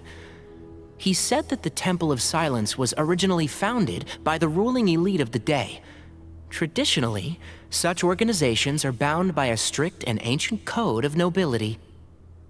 Kaveh has made similar observations about the desert tribes from his work trips there. He says many of them have their own internal rules. They talk about the importance of never dishonoring their tribal bonds, or the rules laid down by their ancestors. I think we could turn that to our advantage. Go back to them with a proposal of our own.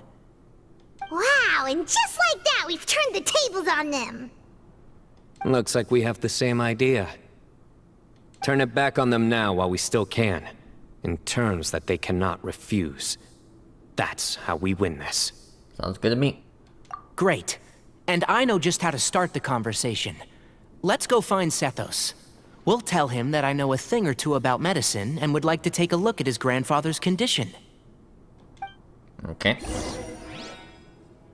Alright. Back to Sethos.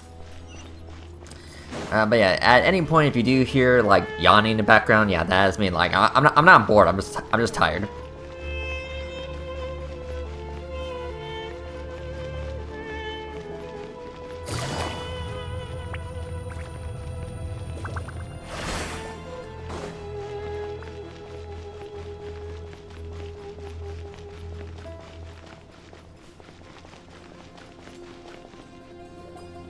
Sethos, let's talk.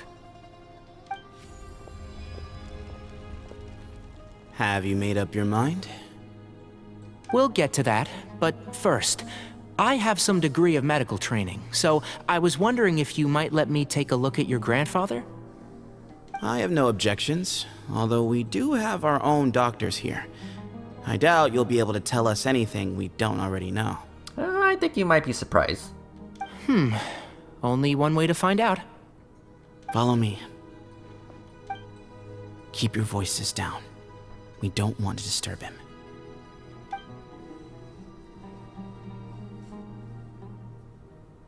him. Let's talk outside. Bamoon has fallen into a deep coma, and his prognosis is quite grave. I'm sure that your physicians have come to the same conclusion.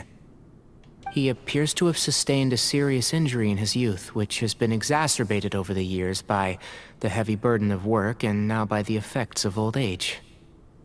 Regretfully, I must inform you that, based on what I've seen with patients in a similar condition, he doesn't have long left. A few days at most. Yeah. I've known for a long time. You're his heir, aren't you? You clearly have a lot of respect for the man. But you also see things differently. You have a broader range of concerns and a more pragmatic approach. So tell me how we can end this on your terms. Let's find a way to bring all this to a resolution while Bamoon is still alive to see it. That's what really matters to you. I know it. Yeah, there's no time to waste here. You know that better than anyone. You know, the two of you are actually in a very similar predicament right now. Both of you have a very different perspective from the men who raised you. Right.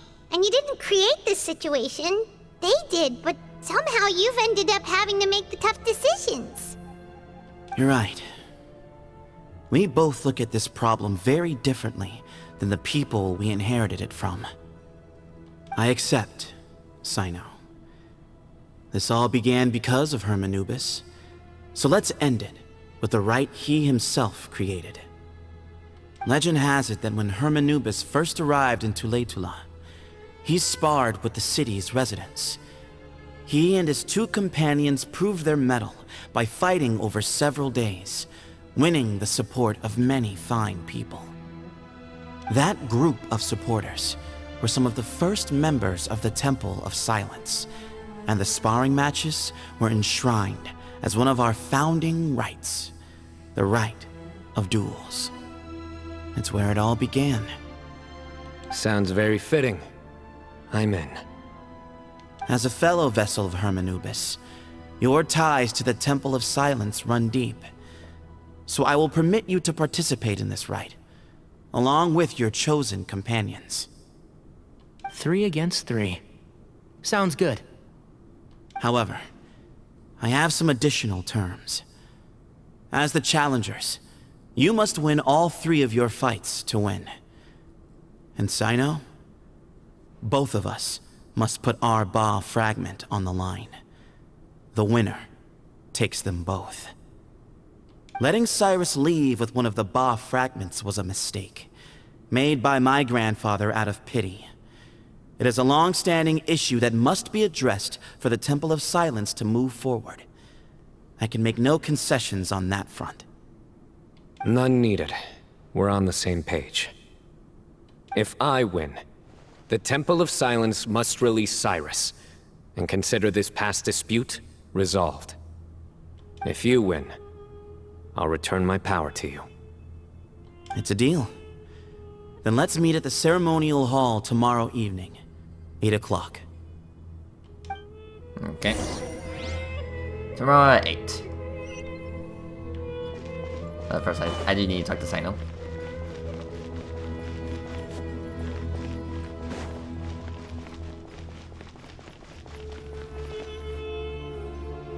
Well, after how that went, there's definitely no turning back now.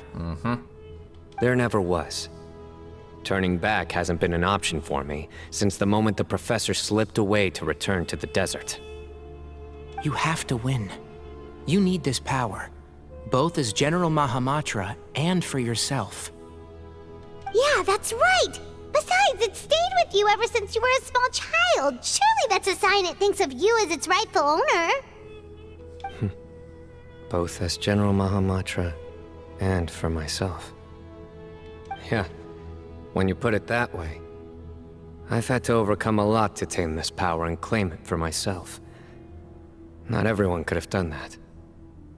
Exactly! The Traveler and I will never lose. And neither shall I.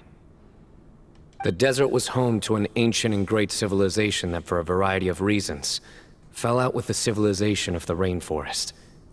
It's just as Dia said. Prejudice has pushed people apart.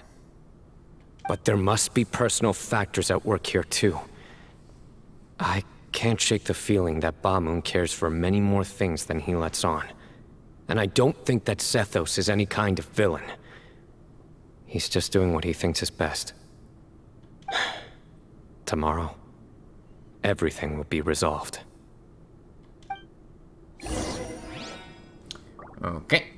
So yeah, let's do this. So 24 hours later.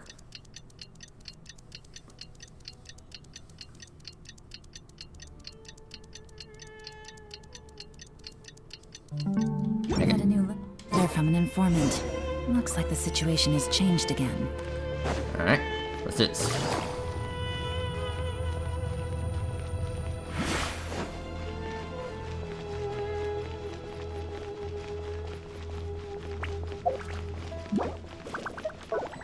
Yeah, just in case. Yeah, ain't justice in here? No, okay. Okay. Yeah, it's oddly designed. Okay, whatever.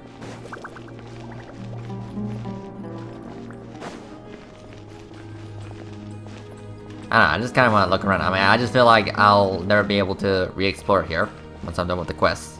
I mean, that's just my guess. Oh boy. We gather on this day to perform once more the rite of duels, with the greatest of all sages, Lord Hermanubis, as our witness, for his power and authority is present in our midst. This is our most sacred of ceremonies, and no disruption from the audience shall be tolerated. It is incumbent upon all to observe the duel with the utmost respect and reverence throughout the proceedings. Yeah, kind of looks like a fight pit. Representing the Temple of Silence, the Defenders.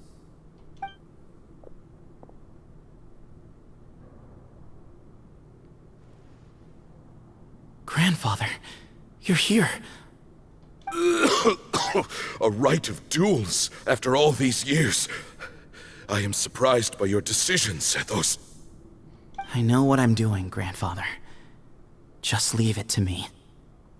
Representing the Academia, the Challengers. Ready. We will fight to have our voices heard. Warriors, take your positions and decide on the order of battle. We come not to debate what brings our challengers here, nor what will become of the defeated duelists. Duelists, the might of Hermanubis himself is at stake here. Now, fight. Fight until the rightful victor is proclaimed. I'll go first. Huh? Are you sure? I'm sure. I agree. She's very strong. Sending her out first will definitely intimidate the opposing side. And this time I got Dendra instead of that useless Hydro ability. Okay, Then you're second. Sure. We have decided. So have we. Let's begin. Duelists of the first bout, please step forward. Mm-hmm. Yeah, leave it to me.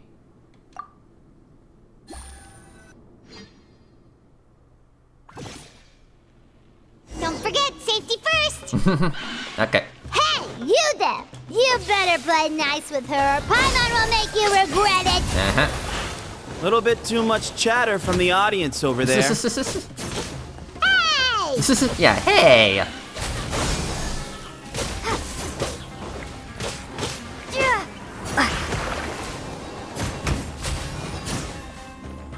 Scatter!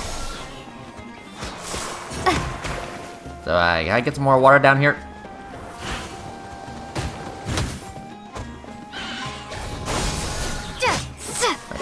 Whatever.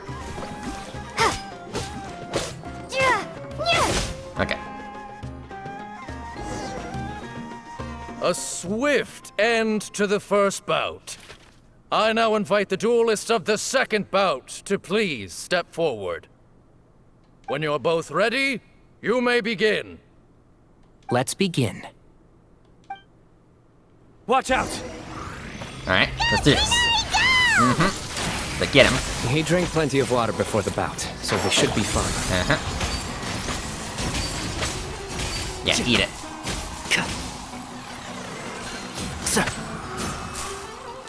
Yeah, give it a second. Alright, eat this. Can't see? Okay. So easy peasy. Thus ends the second bout. We will now move to the third bout. Duelists, please step forward. I'm ready. So am I. This is the final stage of the rite. I remind you both that the terms you agreed upon in advance are binding. When you're both ready, you may begin.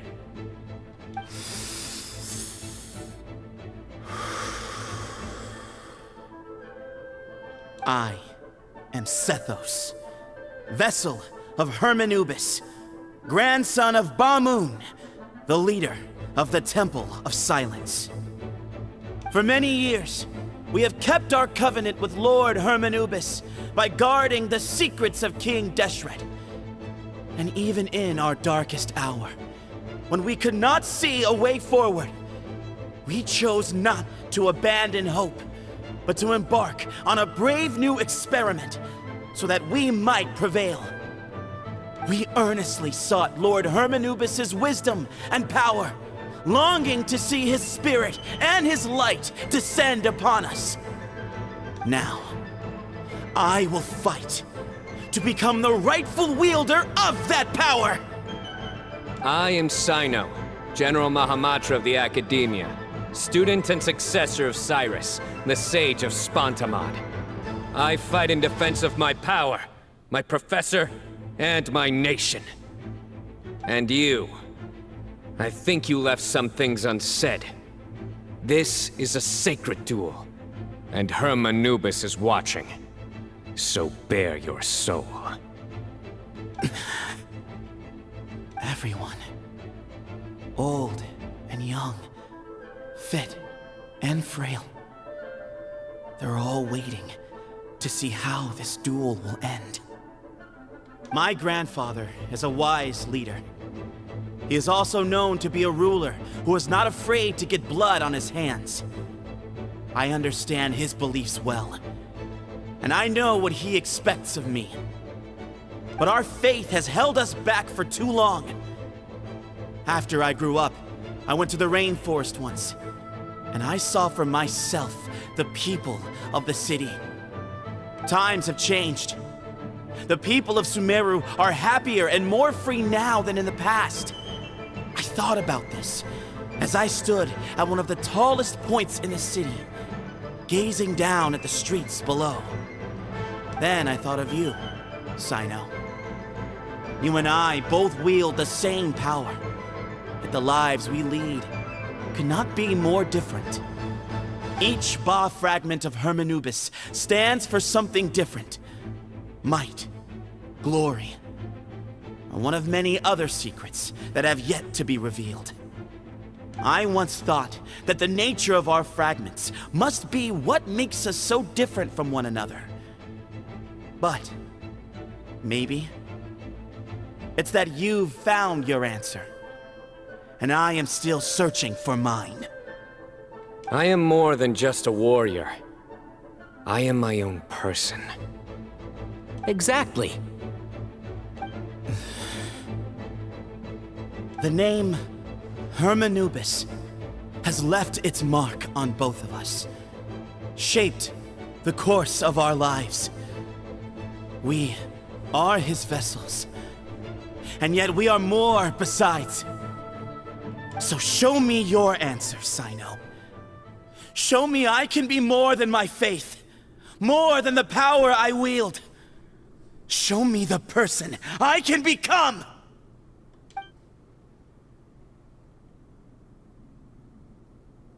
Bring it on!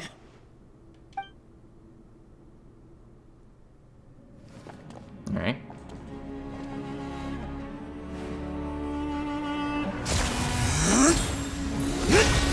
Nope.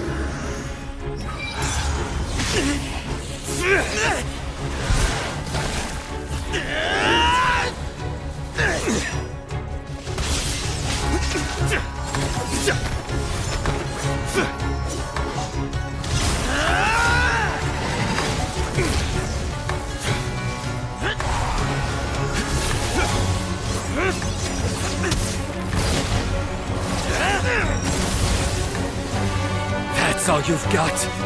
What happened to searching for your answer?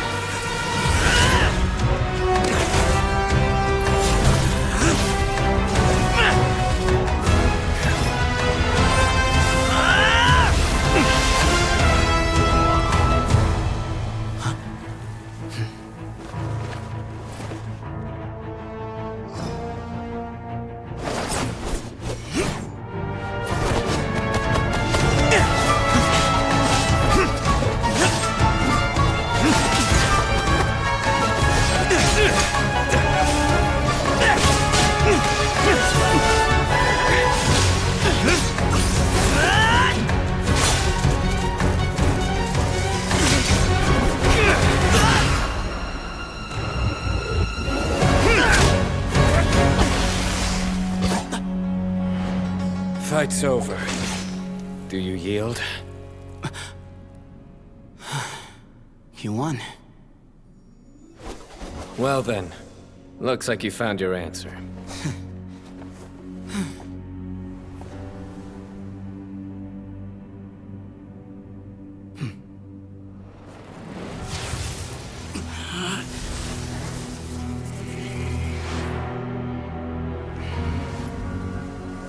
I give his glory to you.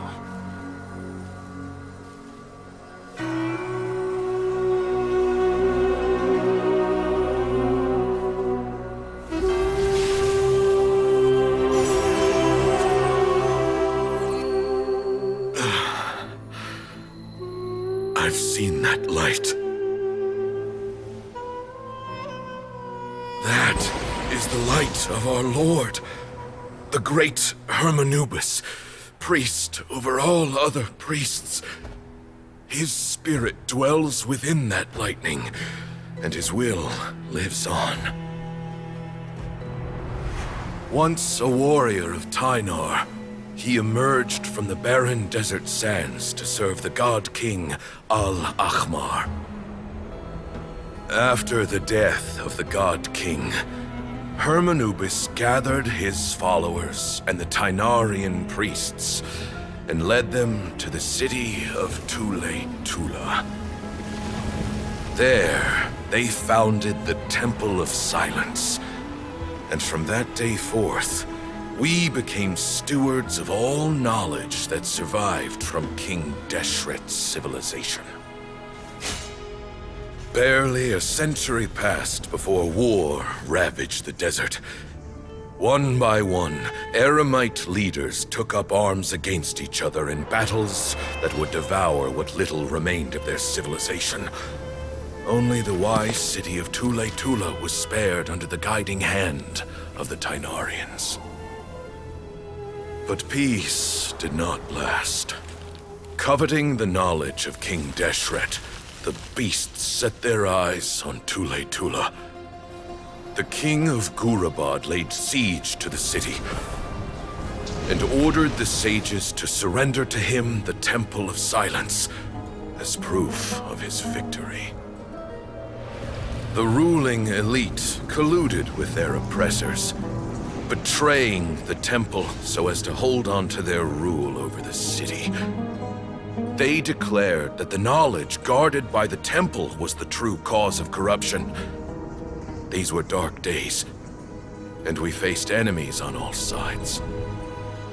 Our lord had long since exhausted his strength, keeping the forbidden knowledge introduced by King Deshret at bay. To ensure the temple's continued survival, he broke his being into many pieces and began the ceremony of Hermanubis' legacy, bestowing his power upon his mortal followers. With this power, the temple was able to defeat the tyrant's army. Yet, we were not hailed as heroes. Strange and unfamiliar as this power was, it struck fear into the people's hearts and drove them to reject us. In the end, the people of the temple and the Tule Tainarians left the city for good and made their way to the rainforest. What followed next was inevitable. The elite of Tule fell and were decimated. War engulfed the desert. And we wandered from place to place, always in hiding, all the while keeping close watch over our secrets and staying true to our mission. Betrayal forced us out of the desert and into the forest. Then mistrust drove us from the forest into the desert once more. We have lived in exile for far, far too long.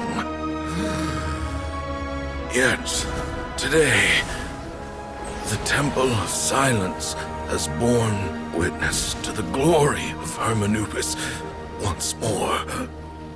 Thank you. Interesting.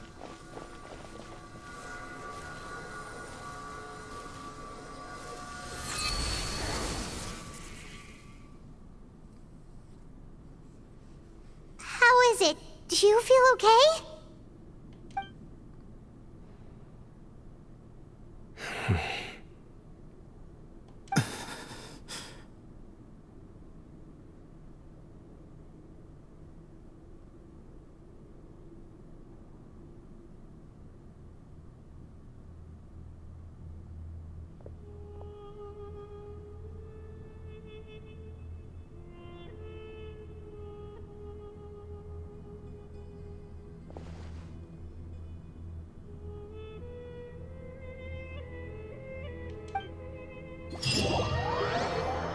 Okay.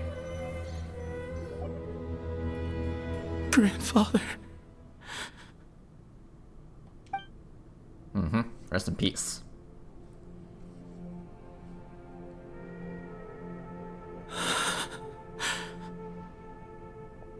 Hey, Sethos. You'll get through this.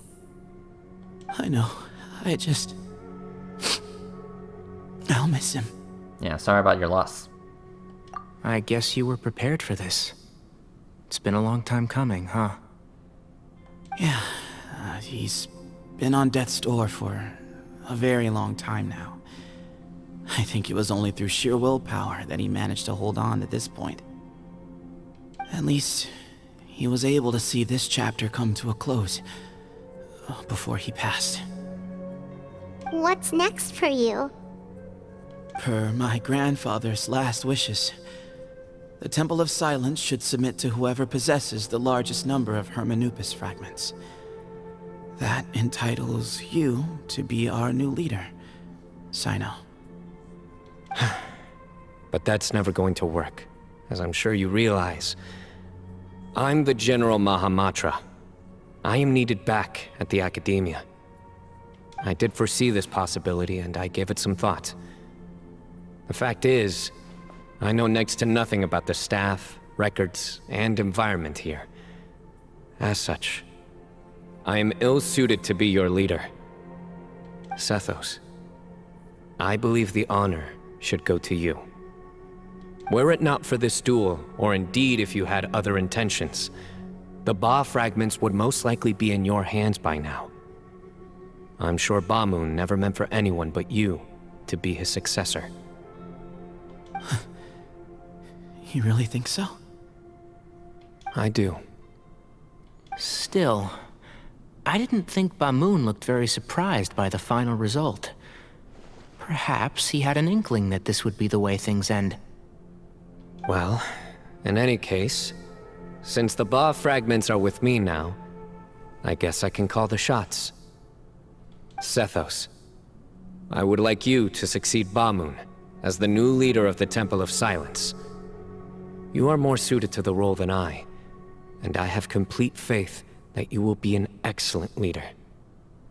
Just think of it as doing me a favor. But doesn't that render everything that we've been through up to now meaningless?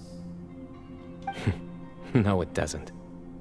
This experience has allowed us to become friends, which means that the Academia and the Temple of Silence will become partners once more. That's a much bigger deal than you might think, Sethos. You said yourself, times have changed. You have to believe that things can change for the better here at the Temple too. I will try. To be honest, I couldn't have asked for a better outcome. Actually, part of me wonders whether Bamoon's intentions from the very beginning was just to create enough pressure to force us towards a duel. That way, no matter who won, one of us would have to surrender our Ba fragment, and the power of Hermanubis would be concentrated in one single person. Had you won, the Temple of Silence would have doubled its strength. And were I to win, he correctly anticipated that I wouldn't suddenly drop everything to become the leader of the temple, much less integrate the temple into the Academia by force. He knew that the temple's future would depend not just on the guidance of Hermanubis, but the support of the Academia too. So he made it his responsibility to ensure his successor would be free from the burdens of the past. His plan meant that whoever ended up succeeding him, they would have an easier time interacting with the Academia. With one single letter, he lured out the professor. No matter what happened after that, it would result in a net benefit to the temple. And here I thought the General Mahamatra wouldn't care for all these trivial details. You're absolutely right. Grandfather and I considered this from every angle. We had to find a way to mend our relationship with the Academia. In that sense, the right of duels was just a means to an end. Thank you for everything, Sino. As a gesture of our gratitude, to those that you and Lesser Lord Kusanali deem worthy, I will grant the honor of access to the Temple of Silence for their pursuit of knowledge. The Temple of Silence has a wealth of information on King Deshret's civilization, more than any other organization in existence today. In times when you need information that only we can provide, we will be here to support you. But you must be exceedingly careful with your selection of candidates, lest you lead humanity to repeat the same mistakes. By the way, Tainari, my grandfather was so happy to see you. You are a descendant of the Veluca Shuna, and we are the heirs to the will of Hermanubis. The story goes that King Deshret chose the sage Hermanubis from among the Tainarians and appointed him as his familiar. He went on to fight many valiant battles with his Tainarian companions. They always stood by each other, from the founding of the Temple of Silence to the fall of Tuletula. The Tainarians who left Tuletula join their human counterparts in the rainforest. A few centuries later, when some of the group returned to the desert, many of the Tainarians chose to stay and put down roots in the rainforest. In all likelihood, those were your ancestors. Interesting. How fascinating. My father once mentioned that I was named after the Tainarians, but I never knew that my forebears had such a history with the Temple of Silence. I like this story. By the way, has anyone seen Cyrus? Yeah, we kind of forgot about him. Yes. Cyrus. You'll probably find him in my grandfather's room. He wouldn't show it in front of me, but I think he still has many fond memories of my grandfather. If it's true that you and your grandfather really planned for everything to turn out this way, then I guess he didn't really resent Cyrus as much as he appeared to. Who knows? Perhaps all of us, you, me, and Cyrus, we're all just pawns in my grandfather's plan to set things straight. He was awful like that. Someone's got to make the decisions when history is at a crossroads. I will make a detailed report on all of this to Lesser Lord Kusanali, and arrange for an official delegation from the Academia to come and meet you in the desert. I'm sure you'll have lots to attend to in the days ahead, but once things return to normal, please come and visit the rainforest again. You should stay for a few days this time, and start to build some relationships. If we're going to work together, both sides have to get to know one another better. I will. All right, well, bye for now, everyone. I'll be seeing you. Mm-hmm. See you soon. Come hang out with us anytime. Best of luck to you. Okay. Cool. So hi. Grandfather, we did it. We achieved what we set out to do. From this day on, the Temple of Silence has the chance to work with the Academia once more. Real change. Real opportunities. They are now within our grasp. Okay. I guess I'll catch you later. Okay, well, hold on. Yeah, it says return to Academia, so yeah, we can just teleport there. Yeah, woo! That was crazy. And also some interesting stuff. Yeah, interesting stuff. Okay.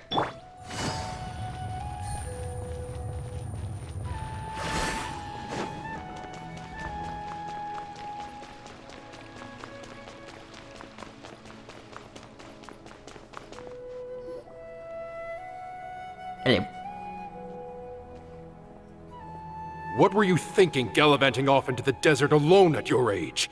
What if you take the bucket, You told not a soul what you were up to, designated nobody to handle your affairs, and left everyone scrambling frantically to try and figure out how on earth to clean up the colossal mess you'd made. Oh, please, will you stop your yelling? What other choice did I have? What do you mean, what other choice? Do you mean to tell me that after all your years of learning, and sagehood no less, the only idea you could conjure up in that white-haired walnut of yours was to shoot off into the unknown like some hot-headed 20-year-old adventurer? A one-man suicide mission, That's the best idea that one of the finest minds of a generation could come up with, is it? It astounds me that you survived the journey, and you're lucky that Ba Moon didn't finish you off when you arrived. All right, all right.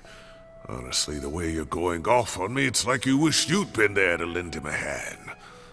Does it mean nothing to you that I'm your colleague and former classmate? I've got nothing more to say.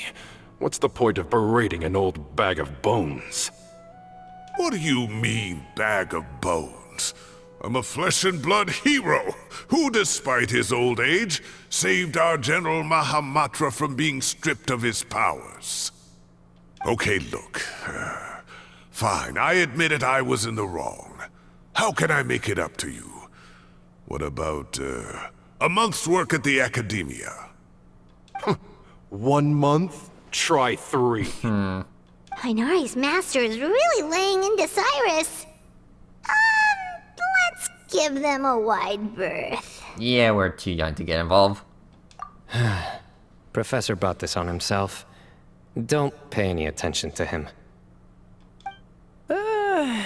Wow, I haven't seen Master get this riled up in a long time. The last time he chewed someone out like this must have been back when I was still a student. I think I'll go around and update everyone. Tell them the situation's resolved. Want to come with me? We can go for dinner afterwards. My treat. You in? Makes sense. I'm in. Hyman's coming too! Let's go!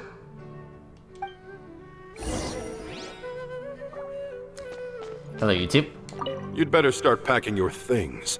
Report for work first thing tomorrow morning. I'll be waiting for you. What about my allowance? Oh, and is lunch covered? How about dinner? Don't push your luck. Let's not forget who is compensating whom here.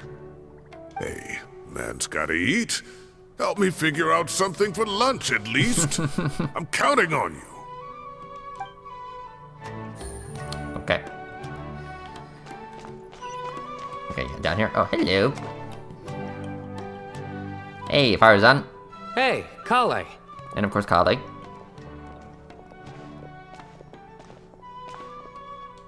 You're back! Well, look who we have here. Would you mind explaining to me what has been going on this past few days? I heard you all ran off into the desert and got embroiled in a major catastrophe. All taken care of. That does not answer my question. How could you be so careless? That goes for you as well. Yes, and you too. My bad. When you run into problems, you really ought to ask for help, you know? I've been around the block. Don't you think it would have made sense to involve me? And let's not forget, I know the desert like the back of my hand. Now would not be a good time to attempt to argue with Farzan. Yeah. You're right. Yeah, she would seriously chew us out. It's not the first time that I've had to talk to you about this sort of thing either. You need to learn that there are times when the right thing to do is get a more experienced member of staff involved. Do I make myself clear? Because if you don't, Question mark. Kale, please do something. He's giving me the signal. All right, guess it's time to play my ace in the hole. Ace in the hole? Say, Madam Farzan, I can see you're pretty upset, but, I was just wondering, remember that time you offered to give me a tour of the academia? Does that offer still stand? Huh? Wait, did I hear that right? Kale, you remember? Wonderful. Well, of course the offer still stands.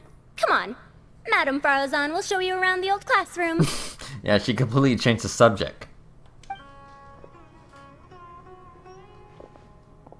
Poor Kale getting dragged off like that. Also, check out Farzan acting like some sort of official academia tour guide. Kale! Cup. Cup? Huh? What? Oh, right! What do you mean, cup? You need a cup. I can get you a cup. Oh, it's nothing. Just Master's way of reminding me to stay hydrated while I'm out and about. Okay. It's code for let's reconvene at the cafe. Ah. Tainari and I used it while we were in school, and it's become something of a family tradition now. Oh, that's kind of fun. Mm-hmm. 2 people left. Let's bring them along too. Okay, cool. Okay. Yeah, we're out of here.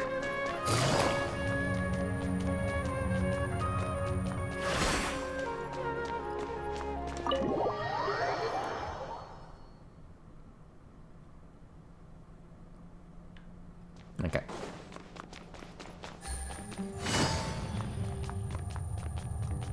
Alright.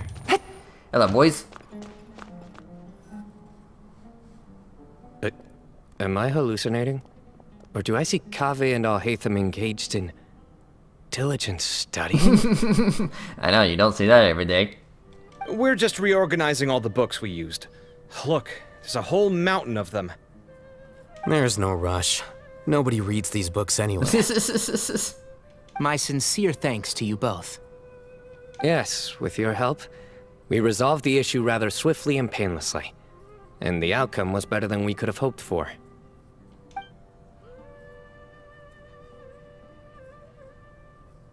I see. The Temple of Silence resorted to rather unique means of self-preservation. It explains how they managed to remain hidden for so many years. And it sounds like they managed to preserve a whole load of ancient documents as well. I'd love to go check those out if I ever had the chance. That day will come. The Temple of Silence is a hugely important organization, and we'll be sure to maintain good relations with them in the future. Now, as a token of my appreciation, I'd like to treat everyone to coffee. Sounds good. Yeah, sounds great. Although after the last few days, I don't know if I can handle another coffee. But I can just order something else. Sure. Let's go. Okay. So to the cafe. Yep. Alright.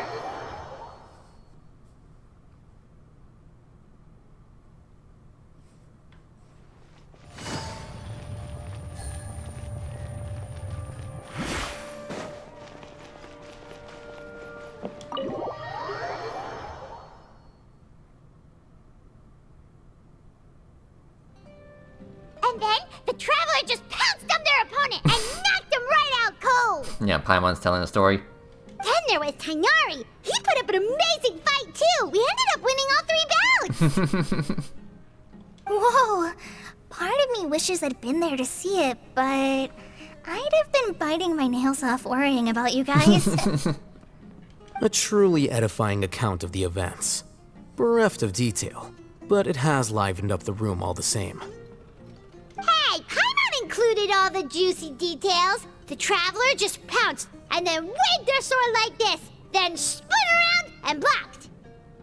Despite winning 3 bouts in a row, you still ceded the position of leader to him. That's very dignified of you, Sino. Of course. Being dignified comes with being a true champion. I got to be a champion too for once. I've not sparred much with desert folk before. It was a pretty unique experience. Yeah, huge place! It felt like something right out of an epic poem. Imagine this. It was like there was... Maybe save that one for later, Paimon. Dessert's here.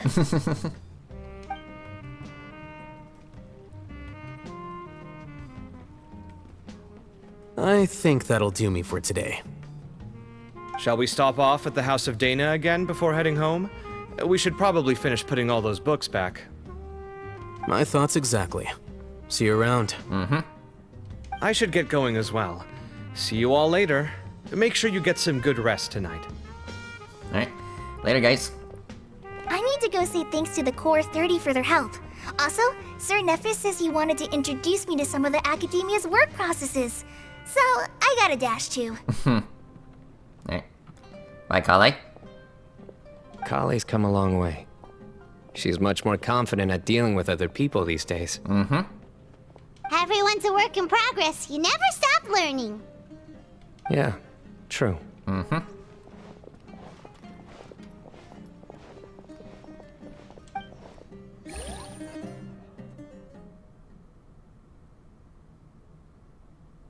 So, do we still have a little bit more? That was good. It feels like everything's finally wrapped up now. Life is all about these moments when you can finally relax and hang out with good friends after a job well done. And also, those desserts Sino got, they were really good. Paimon definitely needs more of those in the future. And let's come back again sometime. Do you 3 have anything planned for the rest of the day? If not, would you come somewhere with me? Sure. Where are we going? That's a secret for now. Wouldn't want to spoil the surprise. Okay. I think I can guess what you're talking about. It'll definitely be a nice surprise. Well, now Paimon's curious. Come on,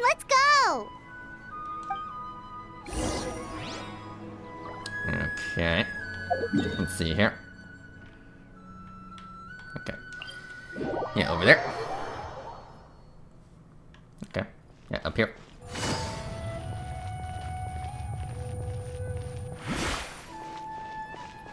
Okay.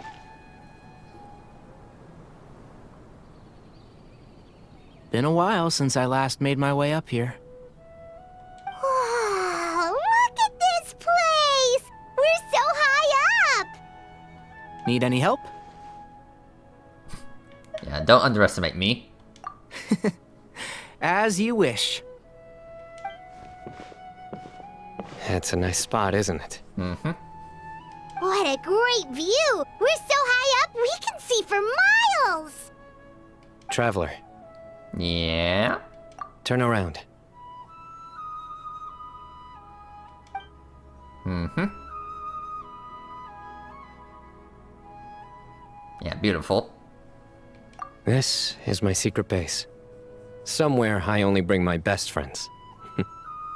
When I was a student, I used to slip away and climb up here all the time, just to clear my head. I was quite young then, and hadn't made too many friends yet. Back then, I had a lot of the same questions that Sethos was asking. Who am I? Why do I have this power? And what should I be fighting for? Our gifts help us to find our rightful place in the world. That was my experience. And I'm sure Sethos will figure things out in his own time, too.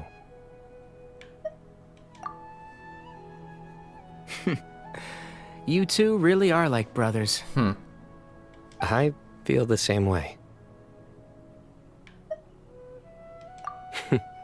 Of course. I see no need to be humble when it comes to the facts. I still remember one time when we came up here to chat and do our homework. Sino accidentally dropped a fruit. Luckily, he has fast reflexes, so he caught it just in time. That was the one and only time. Nothing will ever slip through my fingers again. Those were good times. I kinda miss the student life. You know, Paimon really shouldn't be able to imagine Sino doing something like that, but for some strange reason, the mental image is coming through clear as day. Then make it stop. There's somebody there. It's Professor Cyrus. You guys carry on without me. I'll be right back. Okay. Yep. Huh? Hey, you're not supposed to jump down! Be careful! Okay. Okay.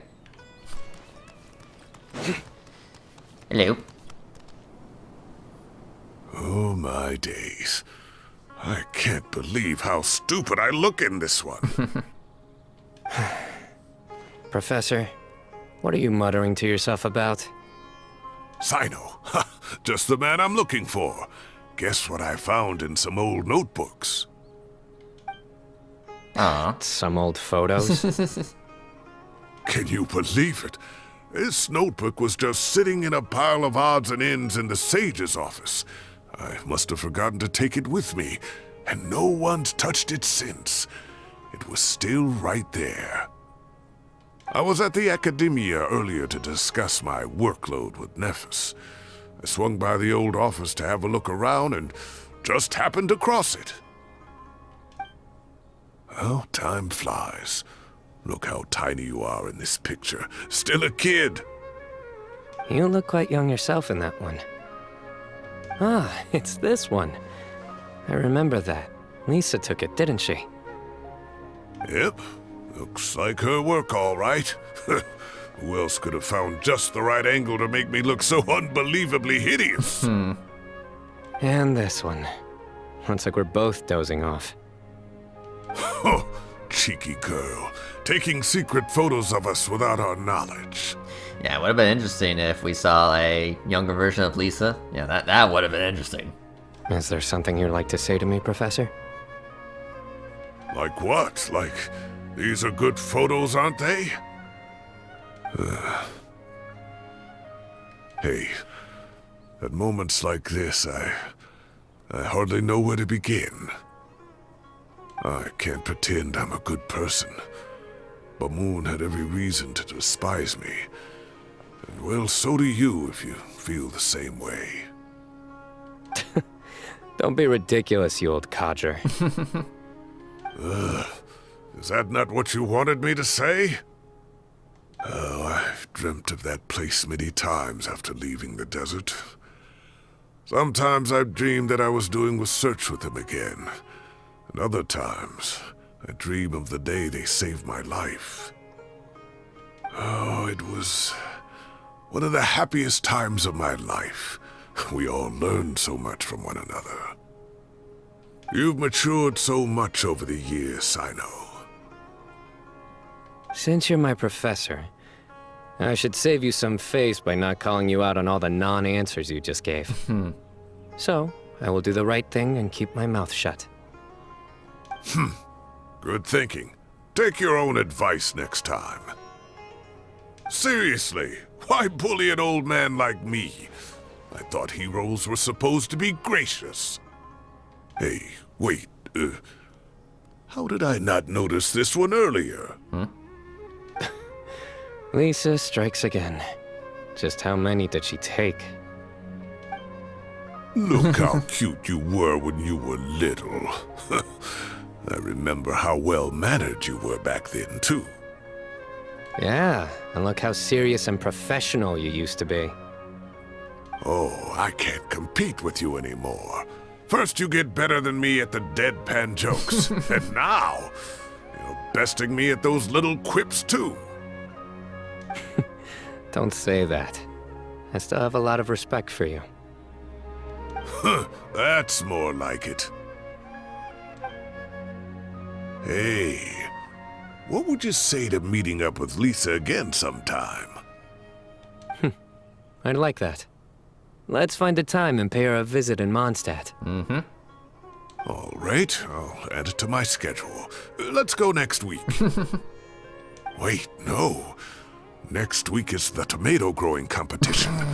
I have got to beat Zaha Hadi. Or you could find a real hobby, Professor.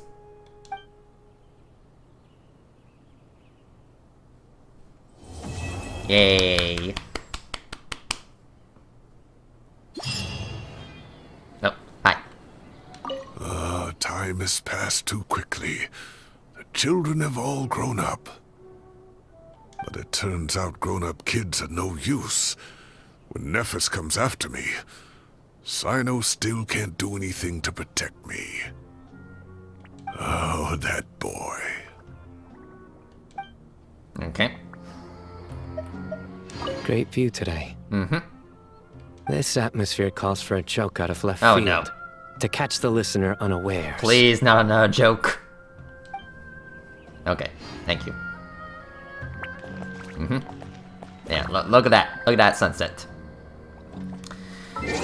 Alright, everyone. Well, so yeah, that was Sino's Act 2 quest. So yeah, sure, at the beginning, or at least like the first hour. Yeah, I want to say about the first hour, it did focus a little bit on Sino, but you know there was just a lot of supporting characters surrounding Sino. But you know the other half, you know pretty much the rest of the quest was pretty much towards Sino.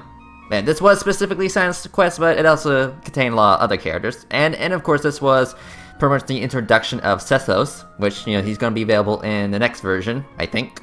So yeah. But yeah, this was definitely a good quest, and it's interesting how we got pretty much a Sumeru quest during the Fontaine patch, basically, but hey, whatever. I guess it is what it is. But yeah, this was a good patch. Yeah, sorry. This was a good quest. Yeah, sorry. Yeah, this was a good quest, and yeah, I'm looking forward to whatever I do next in Genshin. But tomorrow I am gonna do tomorrow we're gonna do Withering Waves. Yeah, tomorrow we're gonna do Withering Waves. Gonna see how far I get into that, and stay tuned when I play Withering Waves tomorrow. So yeah, but yeah. But everyone, thank you for watching, and I will see you guys next time, whether it's Genshin or Withering Waves. So yeah, later.